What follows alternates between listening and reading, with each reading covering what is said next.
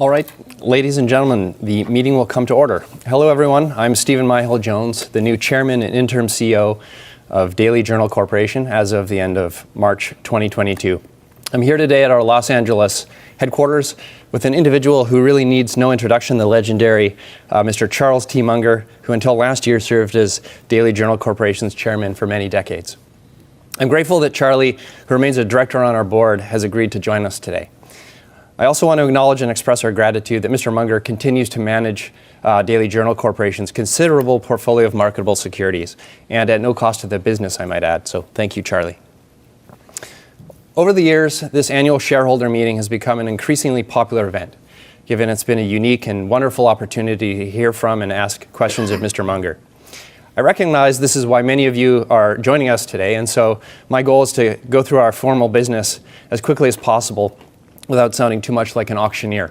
I also want to say that we really wanted to return to an in-person format this year with an audience of our shareholders actually here with us, and with the other members of our board, Mary Conlin and John Frank, joining us on stage. However, for health and safety reasons, we opted to err on the side of caution again this year and do another round of the online approach that we've followed over the pandemic. I recognize we're all done with COVID, but COVID doesn't quite appear done with all of us. So before I turn things over to Becky Quick of CNBC to moderate the Q&A, we'll now proceed to the formal business of the annual meeting. Michelle Stevens, Executive Vice President, is Secretary of this meeting, and Ellen Ireland is Inspector of Elections.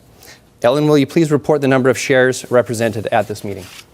On December 16, 2022, the record date fixed by the Board of Directors for determining the shareholders entitled to vote today, there were 1,377,026 shares of common stock of the corporation outstanding. I have a list of the shareholders who were of record of that date, certified by the corporation's transfer agent, Equinity Trust Company. I also have an affidavit certifying the completion of the mailing of the notice of this meeting, the proxy card, and the 2022 annual report, along with a prepaid postage return envelope to the shareholders. The total number of shares represented by proxy at this meeting is 849,758, which is more than a majority of voting power of all outstanding common stock of the corporation, and the meeting may proceed. I will attach the affidavits to the minutes of this meeting and have a copy of the minutes of the last annual meeting. Thank you. A majority of the voting power of the corporation is represented at this meeting, and this meeting is ready for the transaction of business. As the first order of business, we will act upon the first proposal, which is the election of a board of directors. 4 directors are to be elected at this meeting, and the following people have been nominated and received the number of votes and are thus elected to serve: Charles T. Munger, Mary Conlin, John B. Frank, Stephen Myhill-Jones. The Inspector of Elections has tabulated the vote. The nominees have received the following number of votes: Charles T. Munger, 428,537. Mary Conlin, 516,625. John B. Frank, 573,419. Stephen Myhill-Jones, 543,229. Since each of the nominees has received the number of votes required for his or her election as director, I declare that each has been elected director to serve for the next year until his or her successor has been elected and qualified. The second proposal is the ratification of the selection of the independent registered public accounting firm. The Audit Committee and the Board of Directors have selected Baker Tilly US LLP for this fiscal year, and the ratification requires a vote of the majority of the shares represented at this meeting. The Inspector of Elections has tabulated the vote. For, 846,716, against, 1,097, abstain, 1,945. Proposal 2 is hereby declared approved by this meeting. The third proposal concerns the advisory note on executive compensation. Tuto, our CFO, and I are the only executive officers of the company, and our compensation is described in the proxy statement. The approval requires a vote of the majority of the shares listed represented at this meeting. The Inspector of Elections has tabulated the vote, and the following votes have been cast: for, 608,903, against, 1,296, abstain, 3,005. Proposal 3 is hereby declared approved by this meeting. The fourth proposal concerns the advisory note on the frequency of the advisory vote on approval of executive compensation. The option of 1 year, 2 years, or 3 years that receives the highest number of votes cast will be the frequency for the advisory vote on executive compensation selected by the shareholders. The Inspector of Elections has tabulated the vote, and the following votes have been cast. 1 year, 185,735. 2 years, 4,281. 3 years, 416,321. Accordingly, the stockholders have elected to hold the vote on executive compensation once every 3 years. Since there is not any further business to be brought before the meeting is adjourned. We'll now transition to the Q&A, once again with Becky Quick of CNBC serving as our moderator. Thank you in advance, Becky. I recognize most questions will be for Charlie, and I'll likely answer the occasional question if it's specifically about Daily Journal or Journal Technologies. Thanks, everyone. Over to you, Becky. Stephen, thank you very much, and welcome, everyone. We got a great number of questions that came in, and I've tried to sort through as many as I could. We'll go through as many of these questions as we can during the session. But first of all, Charlie, thank you for taking the time today. The first question that we have comes from Ryan Fusaro, and his question is related to Journal Technologies. He says, can you give an update on the company's new CEO, Stephen Myhill-Jones? He was appointed as interim CEO nearly 1 year ago. How's he performing, and when will a decision be made on selecting a permanent CEO? Well, the answer is Steve chose his own titles coming in, and we'll change it whenever he wants to change it. How's that? That sounds fair enough. Yeah. No, Stephen? I'll say that when we were in discussions a year ago, I told Charlie that I was committed to ensure the success of the business, but that I wasn't sure I would be the right long-term CEO. And I had incomplete information at the time, and I thought it was important that I have the optionality to hire someone better suited or promote from within if we discovered that'd be a better path. And I founded and helped grow a geography software company with no background in publishing or the legal and court sector. And what I can say now is that the parallels between the software company I built and Journal Technologies are remarkable, and I believe I can add value. I like the business and the potential for it. So I expect we'll have clarity on our long-term approach sometime later this year. Okay, Stephen, thank you. The second question comes in, and it's in regards to capital allocation. This is from Paul in Linwood, Michigan, Paul Pham. In the past, you've described Daily Journal's unique position of being a newspaper which generated enough excess cash in the past to invest in an equity portfolio. Now its fastest growing subsidiary, Journal Technologies, accounts for a large part of the company's earnings. Is the technology business a natural area to allocate excess capital for the best return on equity for the company? The sound has gone off. Oh, can you hear me, Charlie? I'll keep talking. I can't hear her. 1, 2, 3, 4, 5. I'll test this out. Maybe you guys could play me. I don't know if there's a voice of God you could play to the floor there, but I'll keep talking in the hopes that Charlie can pick up on this. And Charlie, just let me know when you do hear this. This is a question again. Sounds like they're not hearing, folks. I don't know in the control room if you guys have any ideas about what's happening. Again, this is the annual meeting for the Daily Journal shareholders meeting. We have a lot of questions that have come in for Charlie Munger, and we're going to be getting to those questions as soon as we can get the audio fixed for this. Sounds like... And Becky, we can hear you over... someone's brought a tablet over, and we can hear you over the tablet for the time being. Okay, Stephen, thank you. Charlie, I'll just wrap up. I don't know where this got cut off, but this is from Paul Pham. He was asking about Get a little closer to me, will you? Capital allocation, and he's just wondering if the technology business is a natural area to allocate excess capital for the best return on equity for the company. How should we think about, or how does the current investment manager think about investing in the equity portfolio in relation to reinvesting in growing areas of the business or share buybacks? Well, it's all very simple. We made a lot of extra money out of the publishing business in its heyday, and that was about $30 million. And that was all made in the foreclosure boom. And of course, in the old days, we had an information monopoly on publishing the appellate court's decisions daily in newsprint. And the internet came along, it destroyed our position, our circulation went way down and so forth. So we've had a drastic change in good fortune in our publishing business. And Steve actually ran a small software company in Canada for years and years and years, which is quite similar to what Journal Technologies does. And so that's how we got together. The future of this business is not in the publishing side, it's on the Journal Technologies side. And the good news is that we're in a huge market because all the courts of the world are in the Stone Age still in terms of automating with modern technology. And so it's a big market. And the bad news is it's a long, slow slog where you deal with a lot of bureaucracies in response to RFPs, requests for proposals. And it's just a very slow, difficult business.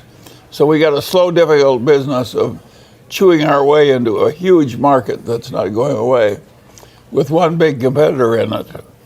And that's the future. And like many a publishing company which use newsprint, it's a miracle when any survive. If you look in the small and mid-cap edition of the Value Line books, you'll find there are two entries left. One is Gannett, which used to own the monopoly newspaper in, I don't know, 50, 60, 100 different cities. And the executives used to ride around in giant airplanes and be treated like lords of England when they went to publishers' convention. And every newspaper publisher was hugely powerful in his own community, so they're like the lords of England, all these publishers. And now mighty Gannett is just a pale shadow of itself, with all newspapers shrunk down to a tiny little few and very limited assets and so forth. So there's been an unbelievable change in the technology and competitive outcomes in publishing ordinary newspapers on newsprint. And by and large, the safe rule is they're all dying. They're just in different states of near death. And so if this place has a future, it's in the Journal Technologies side. And that's a long, slow grind. And the only reason we have a lot of marketable securities is we had the extra money and we preferred the marketable securities to cash in an inflationary world. And of course, there's been a minor miracle that we've got as much as we have in marketable securities because our investments have done better than average. As a follow-up. So the good news is we've survived so far and we've got some surplus wealth. And the bad news, it's a long, slow slog ahead, and the main future is in Journal Technologies. As a follow-up to that, this is a related question. It comes from Gareth Moore in Northern Ireland, and maybe you can both comment on this. He says that given the extended amount of time that it will take to digitize the court systems because of complexity, risk, and bureaucracy in the fast-moving world of software innovation, how can shareholders be assured that Journal Technology solution remain cutting edge long enough to reward shareholders? And how do you think about the risk of arriving in 2030 with a great software business, but which only lasts a few years until it gets disrupted by some new technology? Sure. I mean, Steve, you take that one. yeah. Of course, there are no assurances. And at the same time, I do have some background dealing with this challenge because I did it for 19 years with my former company. And we earned consistent and appealing profits, and I expect the model is still working well for the folks who acquired us. I think a key responsibility is to get technology change working for us and our customers rather than against us. And it takes advanced planning and investment to engineer software with change over time in mind. And so it's inherently upgradable. And I think this model works great if you can establish a sufficient licensee base to fund that proactive R&D to evolve products in a way that manages technology change, so that and it also needs to be highly repeatable. And I think all of this requires a mindset that enterprise software development is an ongoing process and not a one-time event. And so our customer deployments. Okay. Let me move on to another question that comes from Gage Sanchez. Gage writes in with a question for you, Charlie. 2 years ago, during the 2021... Yeah. Let's try that. Okay. We can hear now. Go ahead. You've got the speaker there? Okay. So Gage Sanchez writes in and says, 2 years ago, during the 2021 annual meeting, you said Daily Journal's $350 stock was selling way above the price that you would pay for the new shares. As I write this, Daily Journal trades for $305 a share, a $420 million market cap. With a total equity portfolio value of over $310 million, debt charges covered several times over by the bank's dividends, and Journal Technologies' off financial statement value and huge market, do you still hold the same belief? Well, he accurately stated our circumstances. And we do have a lot of surplus wealth, but we need it to attack this big market. These courts, why would they gamble on a little company with no net worth? The courts that are letting the RFP contracts. So we're using our net worth to help the business.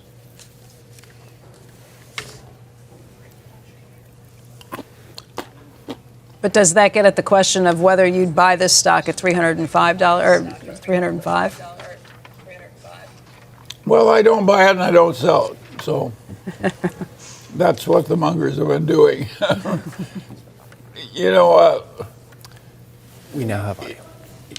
It's not a crazy valuation considering what everything else is selling for these days.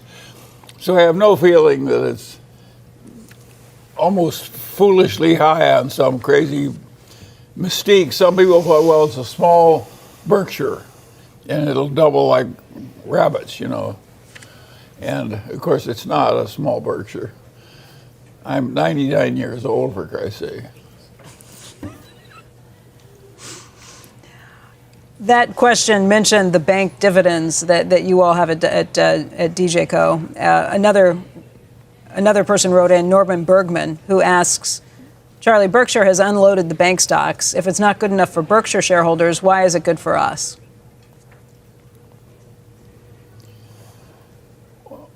Well,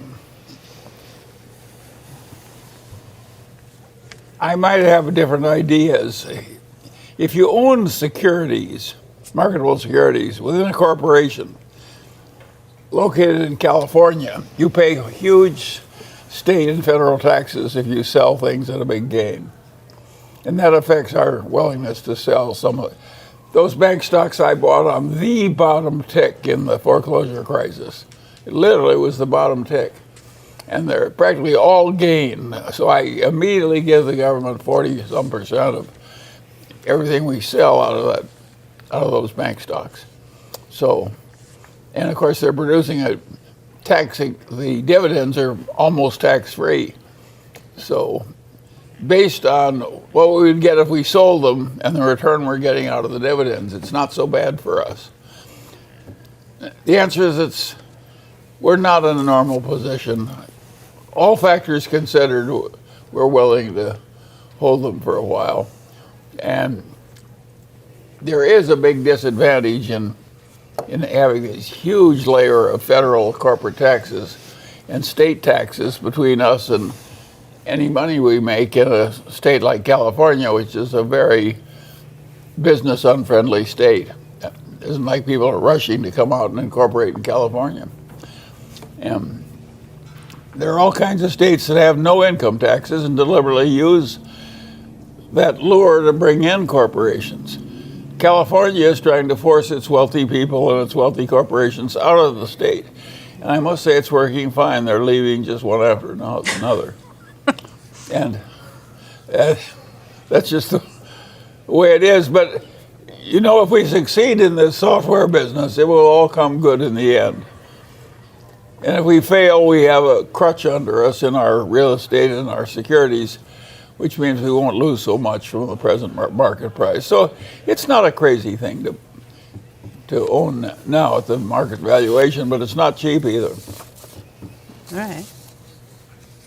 All right, this next question comes from Thomas Sliney, who says he's a longtime Berkshire shareholder, but a pretty recent Daily Journal shareholder. He says, while I know that Daily Journal is not a mini Berkshire, I'd have suspected that there would be some shared principles in the area of governance. Specifically regarding the board of directors, I'm surprised to see such a small ownership. 3 of the 5 own 0 shares. A 4th owns 100 shares. Thomas says pretty unimpressive. Doesn't suggest much alignment between the board members and shareholders. He says he's not trying to be rude, but he thinks it's a fair question. Well, what happened is we used to have Guerin and Munger, and we were the 2 biggest shareholders. And of course, we'd been partners for years and years. And we took no fees, no director's fees, no expenses, no nothing. And so it was a very user-friendly Berkshire-type place. Well, Guerin died finally at age 90-some. And so now we're down to one last survivor of the old guard. And of course, we need a certain number of new directors, and our new directors are pretty damn smart. And they're all rich, by the way. So it's still a very Berkshire-like board. And smart and rich and thinking like a capitalist. We have that. I would add that, while I don't have equity yet, I'm certainly keen to participate in future growth of the business. What should the timing of that be with someone as new as me? I think that's an interesting question. Thomas, we'll work it out. Yeah, right now I don't think that's impacting my drive or decisions. I already feel enormous skin in the game. That Mr. Munger and the board entrusted me to take the reins of the business is something I take very seriously. It's really quite interesting to have a pile of securities and one interesting activity in a very high-tech field, and with a lot of politics and travel and difficulty in it. But it's a huge, huge market, and it isn't like there are a lot of other people in it. Most of the big corporations that would be our natural competitors are places where they hate RFPs. In other words, one of the reasons the business is good for us is a lot of the big companies just hate what we're doing. They want easier money to have some standard piece of software and just repeat it over and over again. They're spoiled.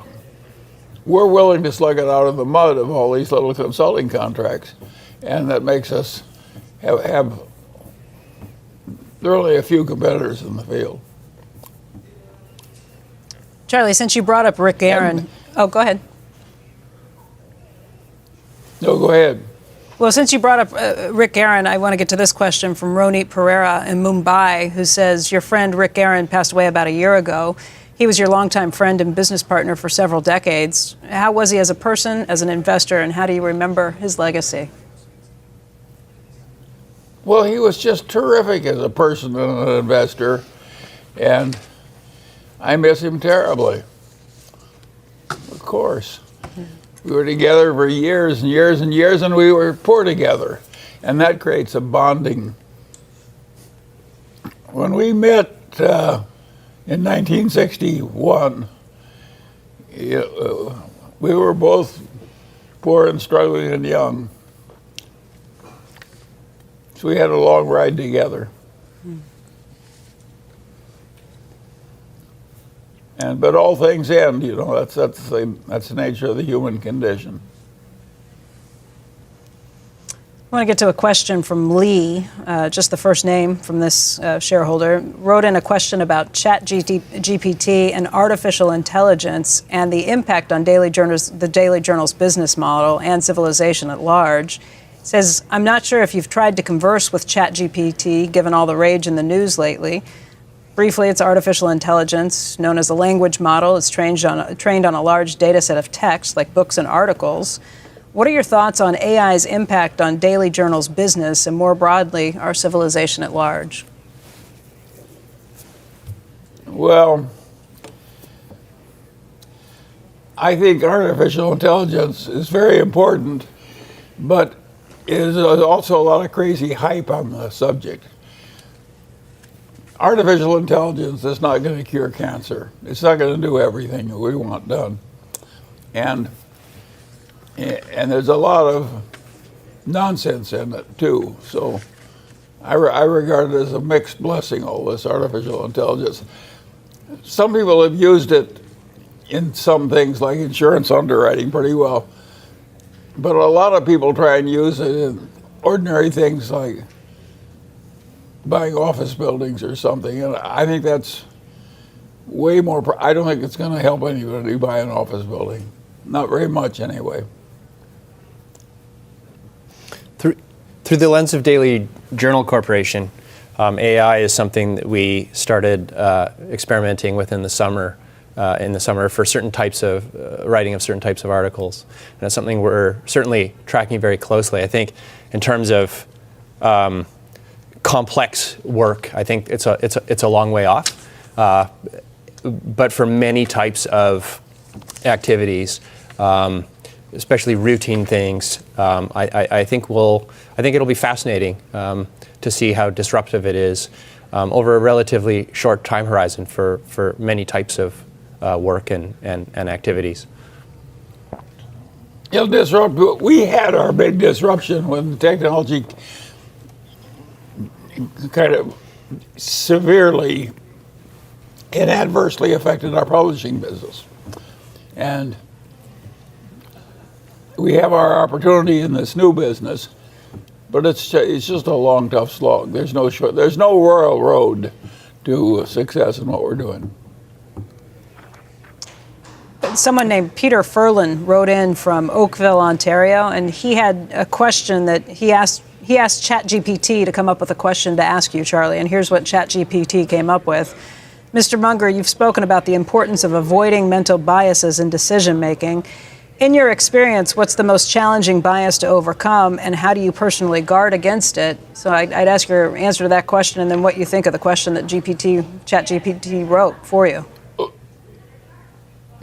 Well, if I had to name one factor that dominates human bad decisions, it would be what I call denial. If the truth is unpleasant enough, people their mind plays tricks on them and they think it isn't really happening. And of course that causes enormous destruction of business where people go on throwing money into the way they used to do things, even though it isn't going to work at all well in the way the world is now, having changed. And if you want an example of how denial is affecting things, take the world of investment management. How many managers are going to beat the indexes, all costs considered? I would say maybe 5% can consistently beat the averages. Everybody else is living in a state of extreme denial. They're used to charging big fees and so forth for stuff that isn't doing their clients any good. It's a deep moral depravity. If some widow comes to you with $500,000 and you charge her 1 point a year and you could put her in the indexes, but you need the 1 point. And so people just charge some widow, a considerable fee for worthless advice. And the whole profession is full of that kind of denial. It's everywhere. So I had to say, and that was, I always quote Demosthenes. It was a long time ago, Demosthenes. That's more than 2,000 years ago. And he said, what people wish is what they believe. Think of how much of that goes on. And so of course it's hugely important. And you can just see it. I would say the agency costs in money management, there are just so many billions, it's uncountable. And nobody can face it. Who wants to, You want to keep your kids in school. You need the fees. You need the brokerage commissions. You need this or that. So you do what's good for you and bad for them. Now, I don't think Berkshire does that. And I don't think Garen and I did it at the Daily Journal. Garen and I never took a dime in salary or director's fees or anything.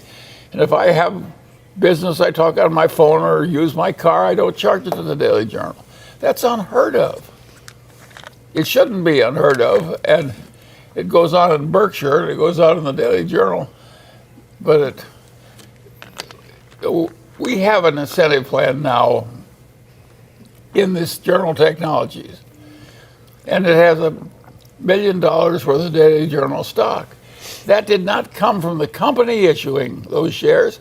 I gave those shares to the company to use in compensating the employees.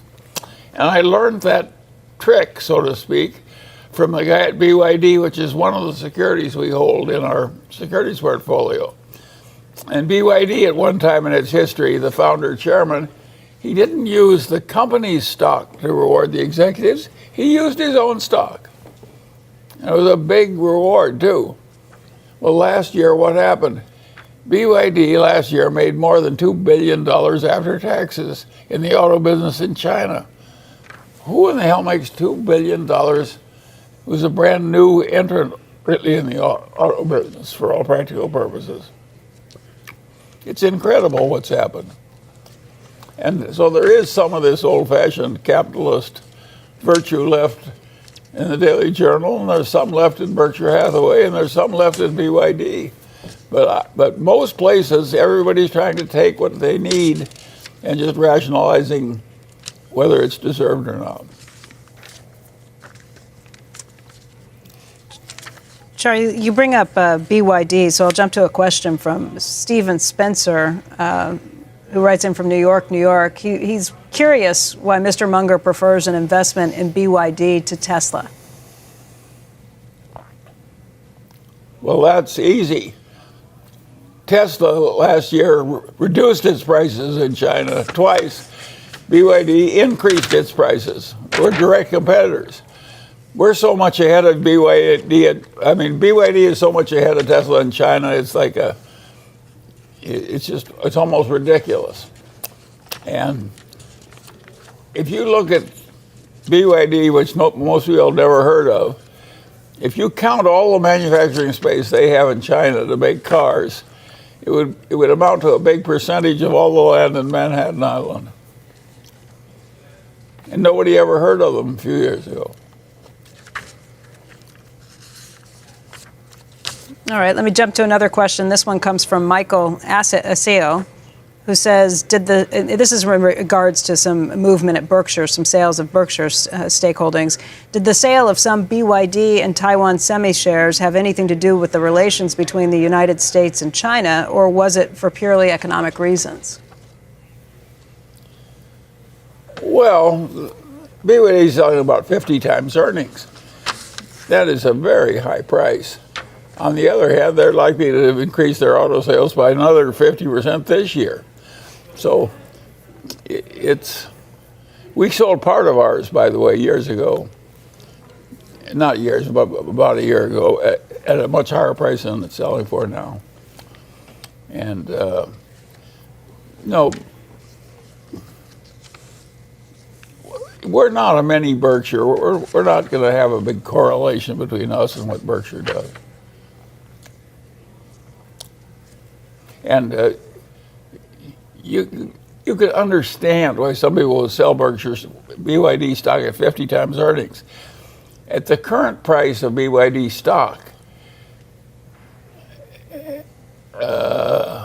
little BYD is worth more than the entire Mercedes Corporation. Market capitalization. So it's not a cheap stock. On the other hand, it's a very remarkable company. And by the way, I want to tell people the great contribution I made to the success of BYD. We got into it through Li Lu, and there was a little company that knocked off the Japanese cell phones. And the chairman, who's kind of a genius, Say, I want to buy a bankrupt little crappy auto plant and go into the auto business from dead scratch when he's making cell phones, little tiny nothing company. And both Lilu and I tried to talk him out of it. We said, please don't do this dumb thing. If you get your head handed to you going into the auto business, little BYD and so forth. Well, last year they made more than $2 billion in the auto business from that standing start at zero. It's unheard of. But Lilu and I deserve all the credit because we tried to get him, we tried to talk him out of doing what worked so well. Which shows that there's some accident in life. Charlie, this question comes from Michael Gallagher. He says, according to company filings, it appeared that Alibaba shares were purchased with leverage, and when the stock price fell last year, he was seemingly forced to sell, he being you. Can you ask Charlie to confirm that it was bought with leverage, and if so, why would he do that, as it seems to go against his philosophy? I got several questions that were similar to that. Well, yes, it's true. I operated with no leverage for long stretches of my old age, and Warren's the same way. And recently I did use a little bit of leverage here and in another place because the opportunities were so ridiculously good. I thought it was desirable to do that. So you're right. It's unusual for us, but we did find a few things. And by the way, if you go back early in my career, I used some leverage. I sometimes ask myself a mental question. I say, what is the appropriate percentage of your net worth you should put it in the stock if you think it's an absolute cinch? Well, if you're the kind of fellow who's right and when you think something is a cinch, the answer is 100%, or maybe 150%. But nobody teaches people to think that way in finance. But if the opportunity is great enough, the logical answer is 100%, or maybe 200%. Somebody else wrote in, and I don't have the email in front of me at the moment, but he wrote in quoting you, where you said the three things that ruin people are ladies, liquor, and leverage. So why would you use leverage when you know that's one of the three things that can destroy somebody?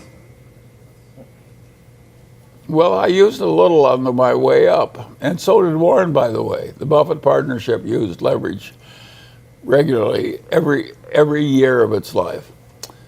What Warren would do was he would buy a bunch of stocks, and then he'd borrow against those stocks, and he'd buy into these, they used to call it event arbitrage, liquidations, mergers, and so forth. And that was didn't go up and down with the market. That was like an independent banking business. And Ben Graham's name for that type of investment, he called them Jewish treasury bills. And it always amused me that that's what he would call them. But Warren used leverage to buy Jewish treasury bills when on the way up, and it worked fine for him. I don't think either of us ever buys. Well, no. Berkshire has stock in Activision Blizzard, and you can argue that whether that'll go through or not, I don't know. But that's a Jewish treasury bill. Arbitrage, the arbitrage play on Activision. Well, yes, event arbitrage. I mean, but we sort of stopped doing it because it's such a crowded place. But here's little Berkshire doing it again in Activision Blizzard. And Munger using a little leverage at the Daily Journal Corporation. So is you leverage? Can argue that I use that leverage to buy BYD. You can argue that's the best thing I've ever done for the Daily Journal. So is leverage the least evil of the three L's? I think most people should avoid it, but maybe not everybody need play by those rules. I have a friend who says the young man knows the rules and the old man knows the exceptions. All right, another question. At least if he's lived right, he knows them. Yeah. Another question comes in from Brandon McKee. He's also asking about some of the situations with Alibaba. He said, how should investors view geopolitical events in regards to their investment in foreign countries? How do you look at the situation of the recent Chinese spy balloon in regards to the Alibaba investment? Well, of course, it was a very interesting thing. Jack Ma was a dominant capitalist in Alibaba. And one day he got up and made a public speech where he basically said the Communist Party is full of malarkey. They don't know their ass from their elbow. They're no damn good, and I'm smart. And of course, the Communist Party didn't particularly like his speech. And pretty soon he just sort of disappeared from view for months on end. And now he's out of BYD. It was pretty stupid. It's like poking a bear in the nose with a sharp stick. It's not smart. And Jack Ma got way out of line by popping off the way he did to the Chinese government. And of course it hurt Alibaba. But I regard Alibaba as one of the worst mistakes I ever made. In thinking about Alibaba, I got charmed with the idea of their position on the Chinese internet. And I didn't stop to realize they're still a goddamn retailer. It's going to be a competitive business, the internet. It's not going to be a cakewalk for everybody. Just about China in general, I had a lot of questions that came in regarding that. I'll ask this one from Wilco Schutzendorf. It's coming in from Walnut Creek, California, who just said, previously you stated that despite certain shortcomings, China was generally moving in the right direction. However, with the recent actions taken by the Chinese government, such as capriciously punishing technology and educational companies, declining to import effective COVID vaccines, escalating threats towards Taiwan, do you still maintain that China is a viable investment option for foreign capital, or is China experiencing a similar regression as Russia has seen under Putin's leadership that culminates in the invasion of Taiwan? Well, that's a very good question, of course, but I would argue that the chances in a big confrontation from China have gone down, not up, because of what happened in the Ukraine. I think that the Chinese leader is a very smart, practical person. And it doesn't, Russia went into the Ukraine because it looked like a cakewalk. I don't think Taiwan looks like such a cakewalk anymore. I think it's off the table in China for a long, long time. And I think that helps the prospects of investors who invest in China. And the other thing that helps in terms of the China prospects are that you can buy better, stronger companies at a cheaper valuation in China than you can in the United States. So you're getting, the extra risk can be worth running given the extra value you get. That's why we're in China. It isn't like we prefer being in some foreign country. Of course, I'd rather be in Los Angeles right next to my house. It'd be more convenient. But I can't find that many investments, right next to my house. Just to follow up on that, Alex writes in, Alex Formansky, I'm sorry, it's very small print, writes in, how have political events in China over the last few months affected your thinking on the country? Several people, including me, were taken aback by the forceful withdrawal of former President Hu Jintao at the October 22 annual Congress. President Xi seems to have consolidated power, and his actions have indicated that he thinks very differently about the role of business in Chinese society. Well, I have more optimism about the leader of the Chinese party than most people do. He's done a lot right, too. And he led a big anti-corruption drive. He's done a lot of things right. So, and I don't know where this man lives. Where is there a place where the government is perfect in a world of sin and sorrow?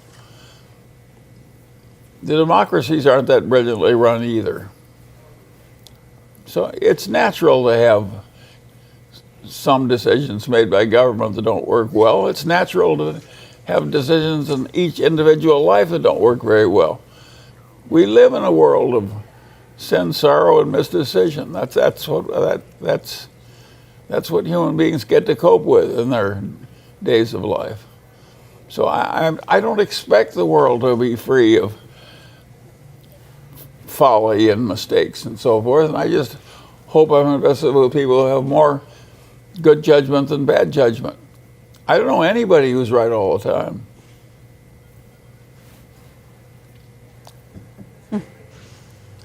And Keat from Cupertino, California writes in, and this is in the same vein, but a little more focused. How should we think about the political climate around Taiwan and the long-term impact on the semiconductor industry? Specifically, do you see the Chips and Science Act favorably? Well, the semiconductor industry is a very peculiar industry.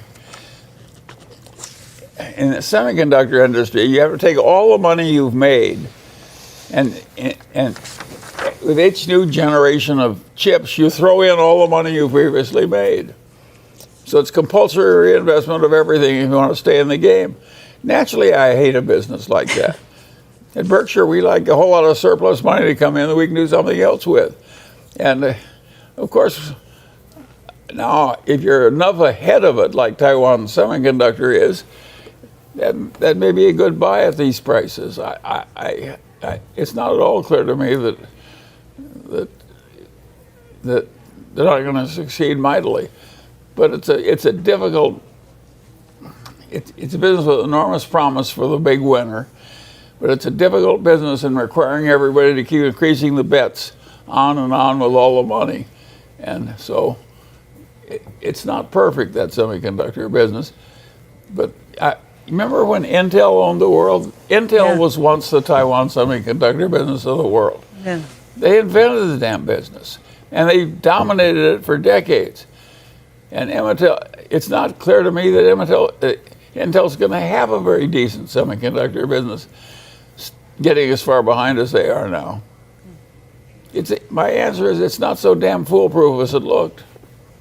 Even with the incentives to build plants here in the United States, like Intel is doing in Ohio? Well, of course, that will really help. But they're borrowing the money. There's no indication the government is going to forgive the loans or something. It's not like the recent loans to business where they said, we'll loan you the money, and then it was a way of, go keep the money. The government is not planning to do that with these new semiconductor loans. And so, look, it's not a field where I feel I have a lot of expertise. What the hell do I know about semiconductors? Do you worry about any conditions that the government would put on companies that end up using any of that money, with semiconductors or anything else? Well, of course, all of that, it's deeply intertwined with government policies of both China and the United States. So I would rather have something that's more foolproof myself. But I do think Taiwan Semiconductor is the strongest semiconductor company on earth. So I am a big admirer of what they've achieved. It's just incredible of what they've achieved.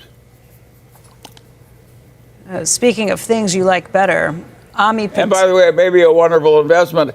The fact that I don't like it because I'm an old man and I don't like learning new tricks, that doesn't mean it isn't right for some younger person that understands it better than I do. Okay, actually, I'm gonna switch gears. We'll come back to this question in a minute, but that leads me to this question about crypto that Benjamin writes in. He says, in 2007 at the USC Law School, Charlie said, I'm not entitled to have an opinion on this subject unless I can state the arguments against my position better than the people who are supporting it. The question is, does this also apply to your Wall Street Journal article on banning cryptocurrencies? And if yes, would you care to share the arguments against your position? Well,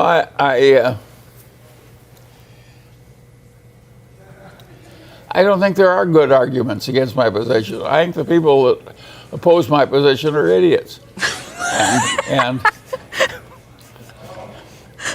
And so I don't think there is a rational argument against my position. This is an incredible thing. Naturally, people like to run gambling casinos where other people lose. And the people who invented this cryptocrappo, which is my name for it, and Sometimes I call it cryptocrappo, and sometimes I call it, well, cryptoshit. And it's just ridiculous that anybody would buy this stuff. And it isn't. You can think of hardly nothing on earth that has done more good to the human race than currency, national currencies. They were absolutely required to turn man from a goddamn successful ape into modern successful humans in human civilization. Because it enabled all these convenient exchanges. So if somebody says, I'm going to create something that sort of replaces the national currency, it's like saying I'm going to replace the national air, you know. It's asinine. It isn't even slightly stupid, it's massively stupid. And of course it's very dangerous, and of course the governments were totally wrong to permit it. And of course I'm not proud of my country for allowing this crap, what I call the crypto shit, it's worthless, it's no good, it's crazy, it'll do nothing but harm, it's antisocial to allow it. And the guy who made the correct decision on this is the Chinese leader.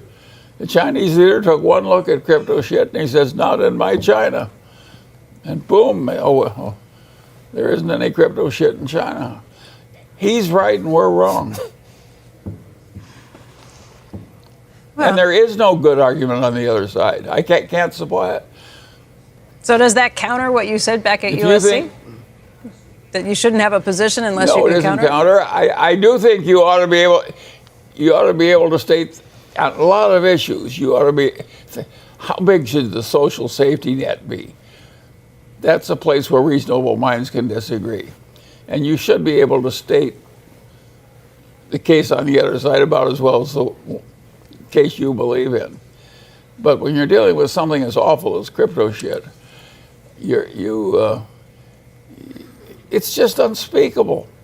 It's an absolute horror, and I'm ashamed of my country that so many people believe in this kind of crap, and that the government allows it to exist.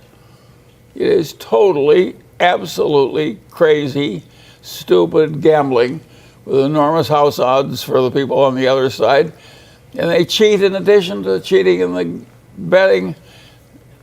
And it's just crazy. So that is something, there's only one correct answer for intelligent people there, is just totally avoid it. And avoid all the people that are promoting it. How do you feel about the gambling that took place at the Super Bowl and surrounding that, and the legalized gambling taking place in this country at this point? Well, it's not as bad as crypto shit. I don't think there's much harm in betting a modest amount you can afford on a Super Bowl game. That strikes me as pretty, particularly if you do it with a friend and not with a bookie. So I don't have the same feeling. I obviously don't think you should have a gambling compulsion to run around betting against odds. If you take all the money that I have bet against odds in my whole life, I don't think it's more than a few $1,000s. Alan Che writes in, and he says, if I'm all in favor of betting with the odds. with the odds, yeah. Alan Che writes in, Yeah, sure. he says, if Mr. Munger thinks that Bitcoin and Ethereum are rat poison, has he ever profited by shorting them? No, I don't short. That isn't right. I have made 3 short sales in my entire life, and they're all more than 30 years ago. And one was a currency, and there were 2 stock trades. In the 2 stock trades, I made a big profit on one and made a big loss on the other, and they canceled out. And on my currency bet, I made $1 million, but it was a very irritating way to make $1 million. I've stopped. Not worth the headache, I guess. Well, you can laugh, but that's true. It was irritating. Because you were worried? Well, because they kept asking for more margin. I kept sending over treasury notes. It was very unpleasant. I made a profit in the end, but I never wanted to do it again. Charlie, I said I'd come back to this question. This was about something that you do like as an investment. Ami Patel from Montreal, Quebec, writes in that you love Costco. So what do you think can hurt Costco's economic moat in the long term? Well,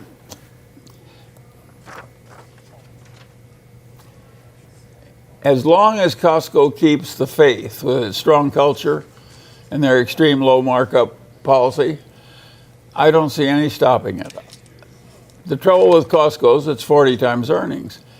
But except for that, it's a perfect damn company. And it has a marvelous future. And it has a wonderful culture, and it's been run by wonderful people. And I love everything about Costco. I'm a total addict.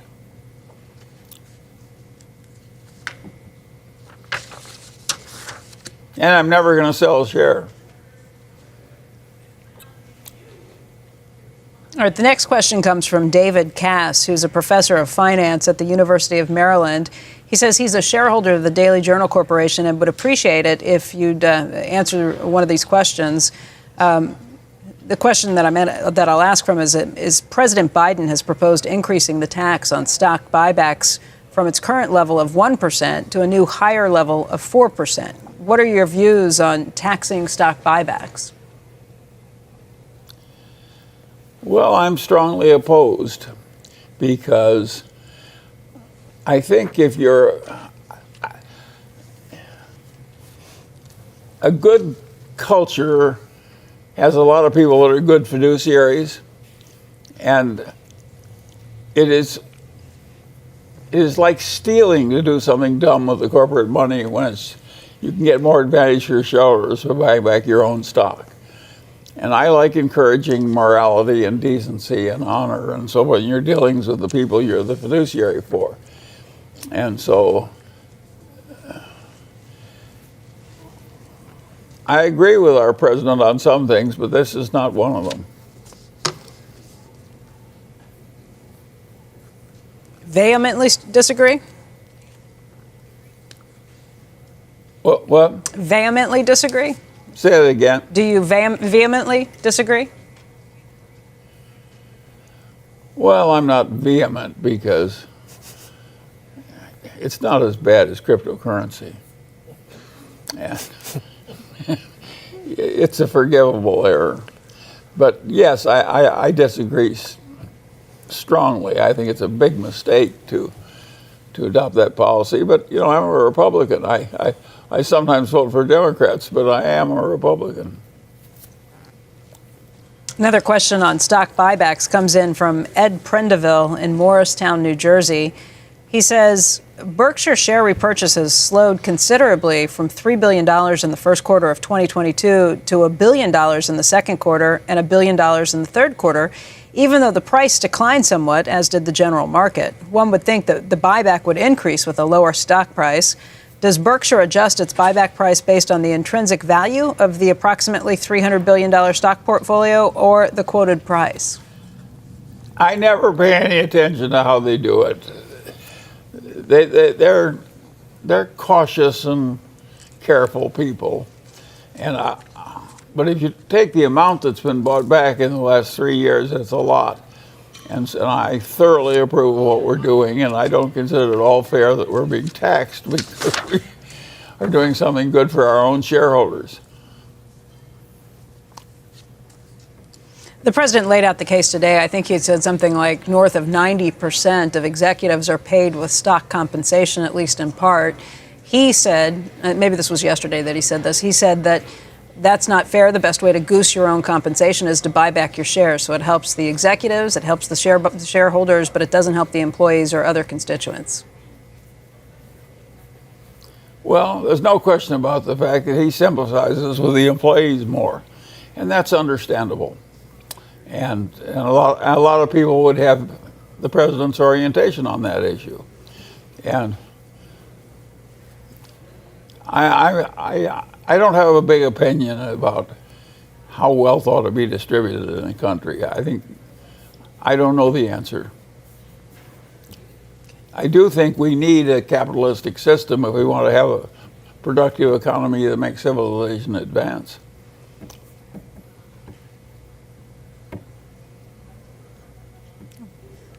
All right, the next question comes in from Michael, and I think his last name is Masso, but I'm going based on the address from the email and not a given last name. He says he's a very long-time Berkshire share owner who read an irritating recent Barron's article that stated Berkshire share owners could benefit after Warren, as the company could come under pressure to break up. I don't see how we would benefit with our businesses being broken up, as you and Warren have long stated the company as a whole is stronger and one division could always aid another division in need. He says he knows Warren and you, Charlie, have said that the current structure and philosophies will be preserved after your departures, and I hope not for a very long time. However, please offer us share owners reassurance that the company would never succumb to these silly pressures to break it up. Well, I don't think it's at all likely that it'll be broken up for a long, long time.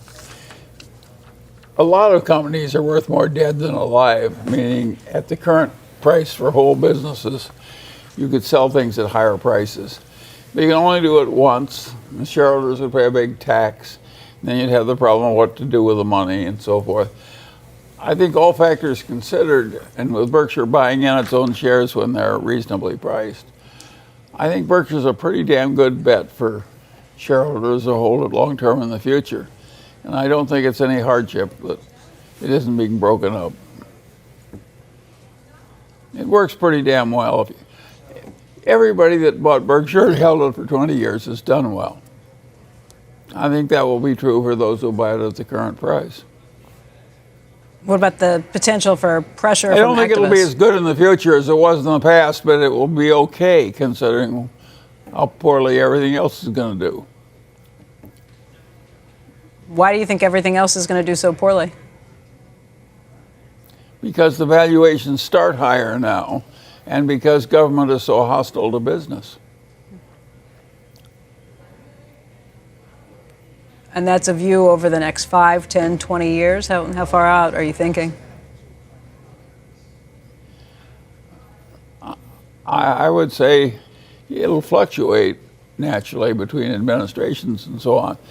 But I think basically the culture of the world will become more and more anti-business in the big democracies. And I think taxes will go up, not down.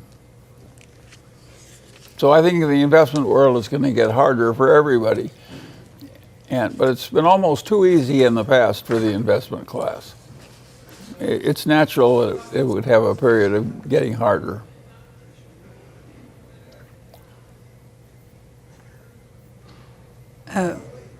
Mike, I don't worry about it much because I'm going to be dead. It won't bother me very much when I'm lying there dead. I guess you want to point out to people you're 99. Nobody lives forever. That's what you're referring to. You're not sick I at the know, moment. 99, right? Yeah, you're not sick at the moment, right? Well, no, I'm eating this good peanut brittle. That's Yes. what you want to do if you want to live to be 99. We did get some people who wrote in asking I about hate to advertise my own product, but this is the key to longevity. C's peanut brittle, I can see. I saw the box earlier. We did get a lot of people who wrote in questions just asking what your daily habits are, what you do every day, if you exercise, if you think exercising a lot when you're younger is important to longevity. Well, that's I have almost no exercise except when the Army Air Corps made me do exercise. I've done almost no exercise on purpose in my life. If I enjoyed the activity like tennis, I would exercise. But for the first 99 years, I've gotten by without doing any exercise at all. And you're not planning on changing that anytime soon? No, I'm not changing it.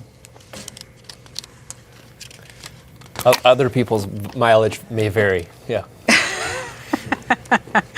I'm looking for one question that somebody wrote in because I want to word it properly, and it has to do with what you've just been talking about. I don't know if I can find it. There's a lot of questions in here. Oh, here it is. Somebody said, this came from Aditi Ghan in Australia. What would the 100th day of your life look like, and how would you want to spend it when you step out of bed in the morning? Well, I step out of my bed these days and then sit down in my wheelchair. So I am paying some price for old age, but I prefer it to being dead. And whenever I feel sad being in a wheelchair, I think, well, you know, Roosevelt ran the whole damn country for 12 years in a wheelchair. So I'm just trying to make this wheelchair thing last as long as Roosevelt did. That's a good plan. I like it. Somebody else wrote in. This is Adam Mead, and he said, Charlie, in your 1995 talk, The Psychology of Misjudgment, you listed senescence as a cause of misjudgment. You said old people like me get pretty skilled without working on it at disguising age-related deterioration because social convention, like clothing, hides much decline. You went on to say that such decline was inevitable. He says, you're my hero, Charlie, and I offer you this question with the utmost respect, but feel it needs to be asked. Would 71-year-old Charlie trust the judgment and mental capacity of 99-year-old Charlie? Well, there's no question about the fact that you lose some mental acuity as you get older. But some people get shrewder at adapting to their limitations, and they do pretty well. And so far, I've had plenty of decline, but I'm pretty shrewd about the way I handle it. And so far, the results have not been that bad in my old age. As evidence, now, my sex life would be a different subject. Well, I will point out to people we have not given you any of these questions in advance, so you're taking blind questions for Yeah, that's all right. Yeah, for a large stretch of time on this, too. Okay, how do I follow that up? This one's another question. This gets back to the investing, what we were just talking about a minute ago. But Michael Workterly writes in and says, given the increasing rate environment, what are the ramifications of moving away from a close to zero interest rate policy? Warren and yourself have frequently spoken about Aesop and a bird in the hand is worth two in the bush to describe the essence of investment decision making. So what do you do now that the interest rate environment is changing? Well, there's no question about the fact that as the interest rates have gone up, it's hostile to stock prices. But they should go up. We couldn't have kept them forever at zero. And I just think it's just one more damn thing to adapt to in investment life, is that there are headwinds and there are tailwinds, and one of the headwinds is inflation. And I think more inflation over the next 100 years is inevitable given the nature of democratic politics in a democracy. So I think we'll have more inflation. That's one of the reasons the Daily Journal owns securities instead of government bonds, owns common stocks instead of government bonds. When you say the nature of democratic policies, and I forget exactly how you worded it, are you talking about the Democratic Party? Or are you talking about democracy as a whole? No, I'm talking about, listen, Trump ran a deficit that was bigger than the Democrats did. All politicians in a democracy tend to be in favor of printing the money and spending it. And that will cause some inflation over time. It may avoid a few recessions, too. It may not be all bad, but it will do more harm than good, I think, from this point forward. Okay, on that point, Ron Trieratola says, should we continue to maintain a debt limit? The adjustment process seems to be a very simple and mechanical process. However, such a measure only seems to create an environment rife with political jockeying and sniping. What's the purpose if we continue to budget beyond our means and then the bill comes due? Well, if you take the history of democracy in the world and go back far enough, it fails a lot and gets succeeded by dictatorships and all kinds of awful things. And as a matter of fact, the worst thing that happened to the human race in my lifetime was when an advanced civilization like Germany was taken over by a dictator as awful as Adolf Hitler. That happened as a consequence of a big worldwide depression. It would never have happened if we hadn't had the big depression. And once Hitler got in, that meant World War II was inevitable. And that could have worked out a lot worse than it did for the people like the United States. So these things are quite important. And they're not going to be done perfectly in the future, no more than they were done perfectly in the past. So of course, you got to expect a certain amount of future trouble in the world, and your government's going to do some things that aren't exactly right. On the other hand, I would argue that the U.S. government did some things magnificently right. I have said on many an occasion that if the thing that makes me proudest of my own government is the way we handled the sequel to World War II. Instead of punishing the Germans and the Japanese, we made them into some of our best friends on earth. Now that was a stunt. And it was to the credit of our country that that was done. And it was done on a bipartisan basis. And I think we can all be proud of that. That was a smart thing to do. It took some generosity. We had to give up some of our money to help them rebuild. And it was a credit to our species that we behaved that well on that occasion. And I don't think our future behavior will lack similar episodes of some kind. Will lack similar episodes, or will have? Some things very right and some things very wrong. That's the way it happens. Yeah. That's very Churchill-esque, right? They'll try everything, all the wrong things until we do the right thing? No, I will keep doing both wrong and right as far ahead as you can see. Charlie, Al Pitton writes in from Chicago and wants to know if you think we might have on and off waves of inflation like we did prior to when Volcker stepped in at the Fed. The 70s era. Of course it will happen some in the future. Yes, I think we'll have some of that in the future. Do you think we'll have it immediately, right now, with what the Jay Powell's dealing with? I don't regard myself. I think I'm pretty good at long-run expectations, but I don't think I'm good at short-term wobbles. I don't have the faintest idea what's going to happen short-term. Okay. Well, let me ask this one as a follow-up. It's similar, and you may not want to answer this one either, but Jake Pollard says, do you have faith in Jay Powell? Are you expecting a soft landing? Well, I'll tell you the way I feel about Jay Powell is that I feel he's about as good as we have any right to expect. I think he's honorable and intelligent and doing the best he can. And I have no feeling that I know a lot of people who do it a lot better. So I'm glad we have him. Charlie, another question comes in from Chris Freed of Philadelphia, Pennsylvania. He says, you've recommended the use of an index fund for the average investor. As these index funds continue to expand in size, their influence on corporate boards and ultimately management is ever increasing. This concentration of voting in the hands of a few index funds is alarming to me. Do you see this concentration as alarming as well? And what reforms would you suggest to address that issue? Well, of course it's a very serious issue because it's an enormous amount of power.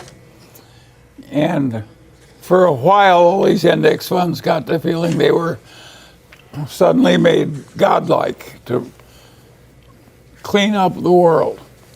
But Vanguard has retreated from that policy, and I think wisely so. And I have some hope that Larry Fink will follow. I don't think it's smart for these index funds to try and influence the policy and politics of the country just because they're an index fund. I think they should be satisfied to eliminate some of the folly from investment management and do a better job for their clients, which I think they do very well. And I think they should be pleased with that and not try and run the whole damn country as a matter of corporate governance. I have no feeling that anybody at Vanguard or Larry Fink's operation has any special genius at how American corporations ought to be run. And to the extent they ask Berkshire to do this or that, I wish they'd stop. Ask Berkshire to do what? To follow their guidance? Anything. I'm just not interested in their views as to how Berkshire should behave. All right, this next question comes from Karsten Fedorov, who's an equity analyst from Germany. And his question is, stock-based compensation is a popular means of incentive compensation in many companies. In some cases, these take on alarming proportions. It feels like companies are competing to outbid each other. In some companies, 20% of sales are paid out in stock-based compensation. How do you perceive this development in recent years, and what's a healthy level of incentives? Well, I think you will find in American corporations very good incentive systems and others that are too liberal and others that are too niggardly. And what else would you expect of human nature but a certain amount of variety? And I agree that some of this, in many a corporation, everybody would vote to being allowed to have stock-based compensation. You didn't count it in computing the earnings. They just want any damn way of making the earnings appear higher. It's just human nature. Of course they want it's like your little kid goes off to school, they want to bring home good grades, not bad grades. And so it's sure, there's a big problem of excess corporation pay in some places. Other places like Costco, I would say the compensation system is damn near perfect. And there's a fair amount of stock, but we always buy in enough stock in Costco to pay for the stock we're issuing. A lot of people in high tech, they issue the stock and they don't buy it in, so it's a net dilution. I think there's a lot that's wrong in American compensation systems, but why wouldn't there be? Yeah. By the way, when I was young, it wasn't so bad. Why? This is something that's happened in the last 50 years. I don't know, it's just the history of the way things came up and the greater hardship and the pioneering ethos, or God, whatever it was. When I was young, nobody complained about executive compensation. Now practically everybody in the investment world thinks in many cases the executive compensation has gotten too high. Take General Electric in its heyday. Think of all the big compensation packages they paid, and think of how they were phoning up the earnings and so forth to pay for it. And it was disgusting. And of course, if that kind of crap creeps in everywhere in our civilization, the civilization will perish. We need more honor, not less. But I have no suggestion as to how to fix the places where it's excessive. It's a difficult issue, really difficult. Jeffrey Malloy writes in and asks this question. He's from San Francisco. He says, do you think Elon Musk's ownership of Twitter, specifically his hands-off approach to content moderation, is good or bad for American society?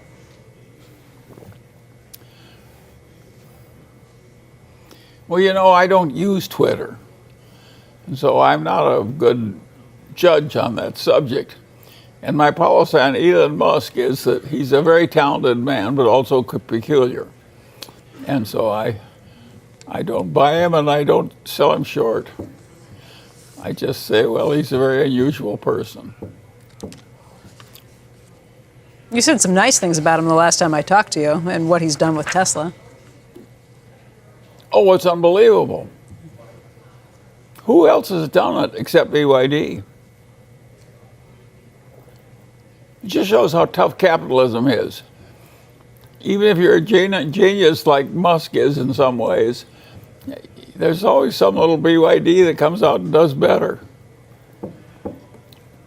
Capitalism is not easy.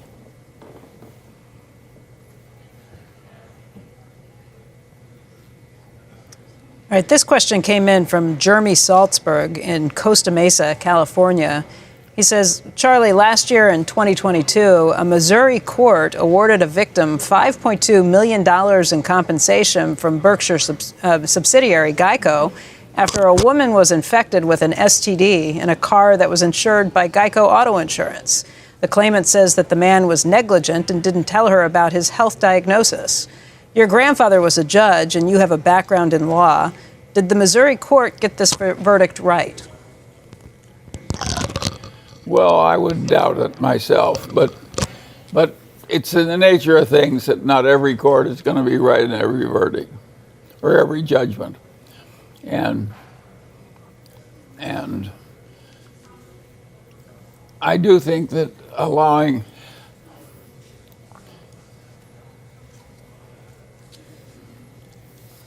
you raised a very tough subject.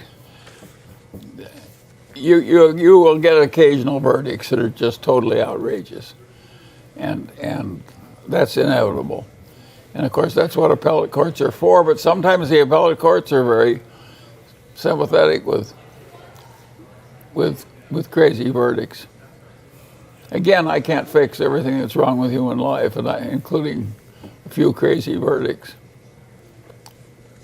You'd put that in the category of a crazy verdict, though? Yeah, sure. This question comes from Stefan Armand, who is writing in from Toronto. There was a lot of excitement about the relationship between Berkshire and 3G for the Kraft Heinz transaction. Has your perception of the private equity business changed on the back of that partnership? Well, like every other human being on Earth, some deals work out better than others for 3G. And they would love to have a way of going back and turning all their bad deals into good deals. Berkshire would like to have the same option. We don't get it either. Averaged out, 3G did pretty well. But recently they've had some, their approach hasn't worked as well in recent years as would be ideal. Again, welcome to human life. It isn't so damned easy.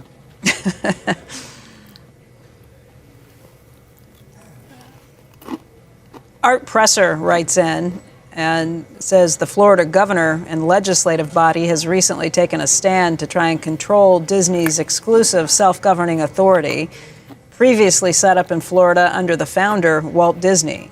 As your organization, and I guess by this they mean DJ Co., still owns Disney shares, you think Disney shares are still a good investment given this backdrop? We've never owned Disney shares. That's my mistake, then. Daily Journal. No, but Disney is an interesting case. Practically every business that Disney has gotten tougher than it used to be. Again, welcome to human life. Think of how Disney once owned the world. Lion King was running a long run on the theater district of New York. They went from triumph to triumph, marching. All of a sudden, on practically every front, it's more difficult. This is what happens. Imagine Kodak, which totally dominated photography in the world. And they invented this new technology. Kodak wiped out its common shareholders.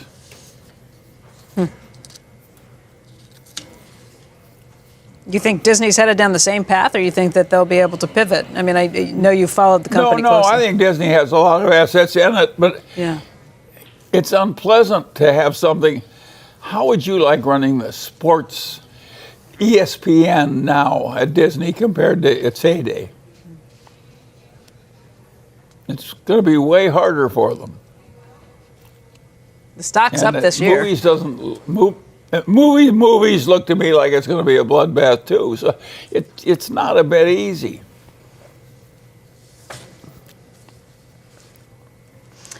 And it was easy. In the heyday of ESPN, Disney made nothing but money out of ESPN. It was a total gold mine.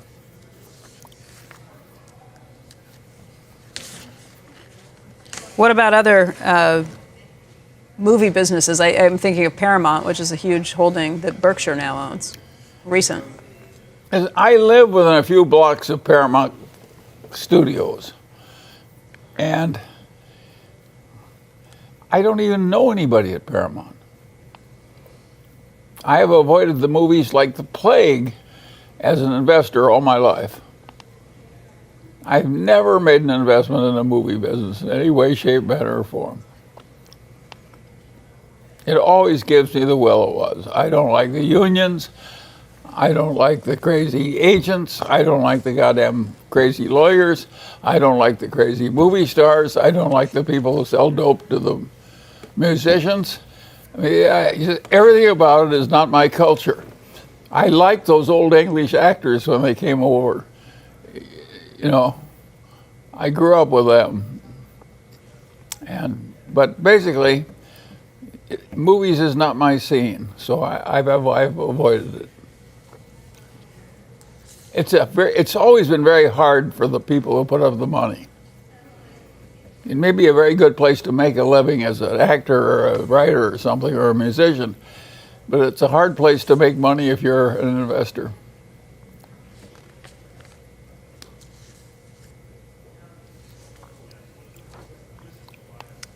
Right, this one's an interesting question. It came in from Eric Howe in Milwaukee, who says the population of the world is thought to have increased by more than fourfold time since you were born. Mind you, I'm not holding you personally responsible, but there has been that magnitude of growth. Is there a point where the biggest existential threat to humanity is the growth of the population and humanity? If so, how do we discern when that point has arrived? Well, that's an interesting subject. If you'd looked at the way things had happened in the past, you would have concluded, like Paul Ehrlich did, that the world's headed for an absolute population disaster. But what actually has happened is quite different. What's happened is that as the world has gotten more and more prosperous, including in places like China, the birth rate has gone down, down, down, down. And so that there's actually sort of a population shortage in a place like Japan. So the prediction of all the great experts based on extrapolating the past graphs, they turn out to be totally wrong. It now looks as though the world's population in the advanced countries will sort of self-limit.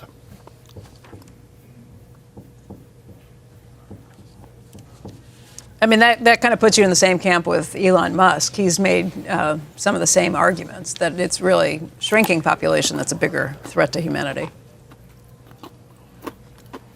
Well, as I said, he's a smart man. Sometimes. Sometimes. Like all the rest of us.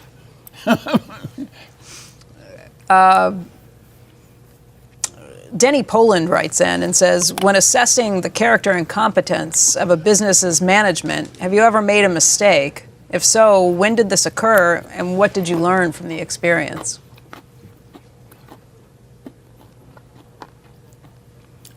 Well, everybody makes mistakes. And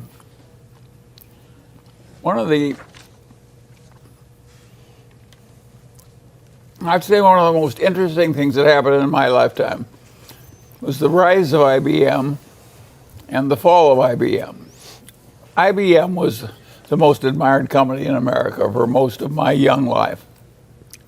They just marched from triumph to triumph to triumph.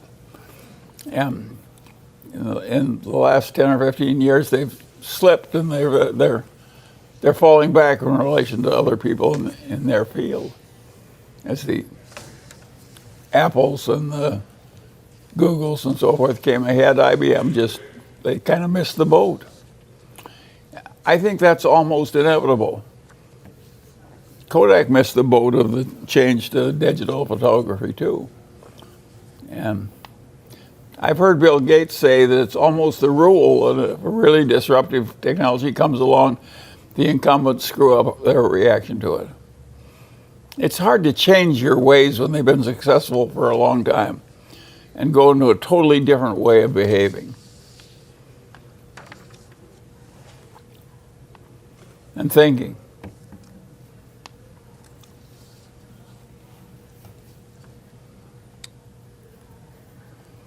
All right, this Look question. at where we're sitting. We're sitting in Daily Journal Corporation. We're adapting to the new world. Think how different it is publishing a newspaper and inventing software for courts to automate. These are two radically different businesses.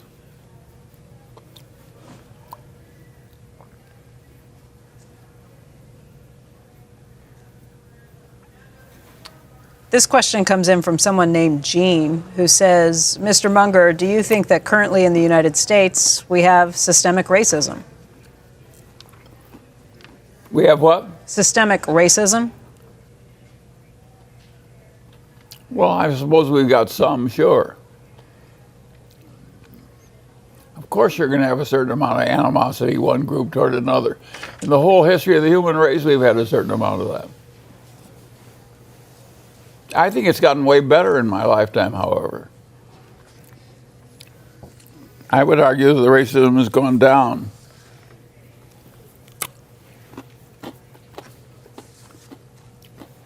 A lot.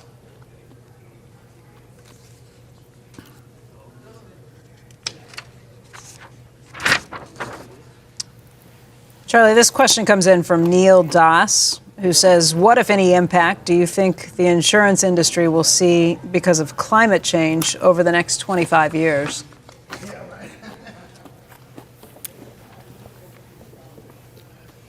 Well, I'm not sure I am any good at answering that kind of a question.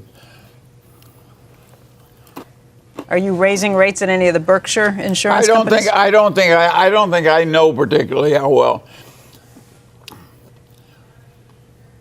I think there's a good chance that climate change will be less important than a lot of people think.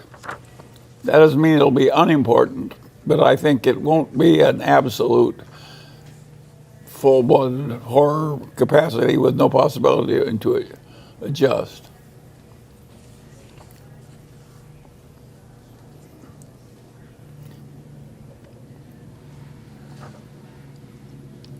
I wait because sometimes when I wait, you say more on things. But I'll give you time to... No, it's all right. Okay. Let me get to this question from Tony Huang. He says that he's teaching the introduction of personal finance and the introduction of corporate finance to undergraduates at Indiana University in Bloomington. Most of his students are non-finance majors, and this will likely be the only finance class that they take in college. What should he teach them, incorporating as many writings and speeches that you've given over the years so that they have the foundations and common sense to effectively deal with their personal or corporate finance problems later in life? Well, that's a good question, but of course it's a big question. And if you have good judgment, your life will work a lot better than if you have bad judgment. And you get good judgment gradually over time, partly by making bad judgments and having them not work out poorly. And so my counsel has always been to start trying to be better and keep trying to improve all your life, and you got about half a chance. If you don't do that, you got like no chance. And so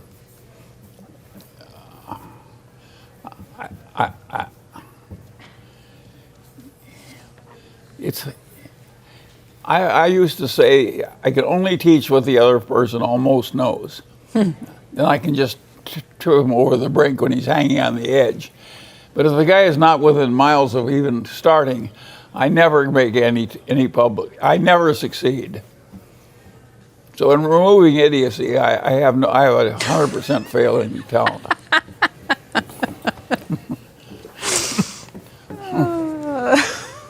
I've never succeeded. What would you push in that direction if you've got a class full of finance students in college? Maybe what are a few lessons you I would teach to the people who can learn, and if the others couldn't keep up, the hell with them. It can't be improved, can't be improved. I don't believe in butting my head against the wall. And that, by the way, that's the way most education works. They just throw out those who can't keep up.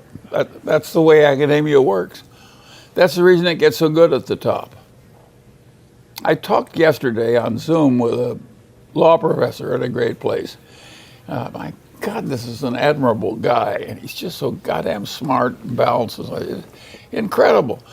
But he's a very senior law teacher at one of the great law schools of the world. So I would expect him to be pretty good, but he was more than pretty good. He was awesome. And I thought, my God, academia is quite competitive, you know. By the time you get to the top of the professors at a good place, you find some very remarkable people.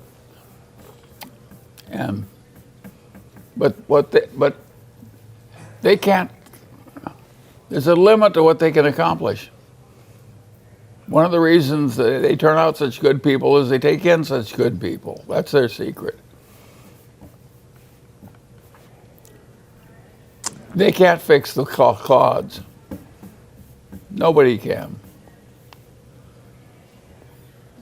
Tough love. There's an old saying: "Dumb is forever." Dumb and diamonds. Alejandro Salcedo writes in, he says, reading many entrepreneurs and famous people, they always say that you have to dream really big. Instead, you say, Charlie, that the secret to a happy life is having low expectations. Could you please expand on that? Well, yes, and you climb as hard as you can by just advancing 1 inch at a time. That's the secret of life. And now there's always somebody who's a little nuts and who succeeds. But for every guy who succeeds, there are 1,000 failures.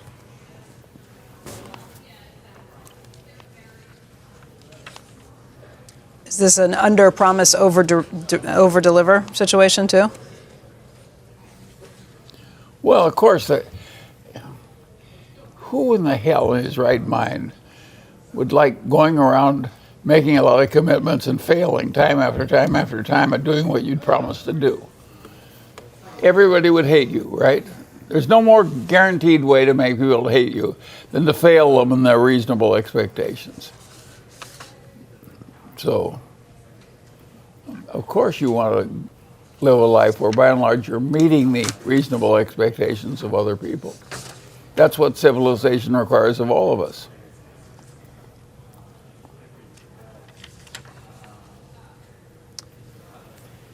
Charlie, someone named Joe wrote in from China, and he says he's an investor from China. He's sorry that he can't see you face to face this year.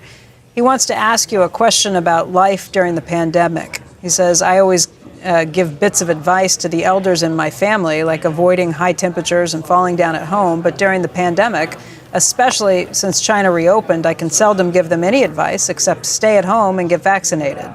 So, as a wise elder yourself, did you get COVID during the pandemic, and how do you stay healthy? What's your advice to these elders? I did get COVID, but I got it after I was vaccinated, and I had like a tiny sniffle for about 10 minutes, and that was my COVID. But I tested positive during that time. And in terms of the general idea of cautious adjustment, I've had a lot of elderly friends who either died or had terrible injuries from falls. And so when I got old myself, and it got time to use something to avoid falling down, people tried to sell me on the cane. But I noticed that my friends who used canes would fall down occasionally.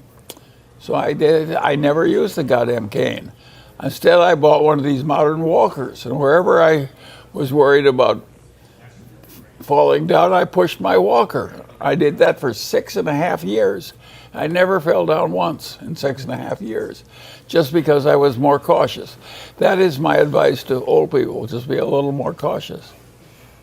Now I've gone to the wheelchair, and I've got another 6.5 years probably, but some of it I've already used up, and I'm just as cautious with my wheelchair. What is the harm of having a little extra caution? Makes sense. I want to pivot to a question from Frank Wang in Houston, Texas. This is a question about Berkshire. He said, Berkshire previously took a position in Exxon and then exited fairly quickly. If I recall correctly, he says, I believe you had stated that Berkshire thought it was a good alternative to cash at the time. Is the same type of thinking with Berkshire's new position in Occidental and Chevron? Is it the same type of thinking, or is it likely to be more of a long-term type of holding for Berkshire going forward? Well, that is a very good question.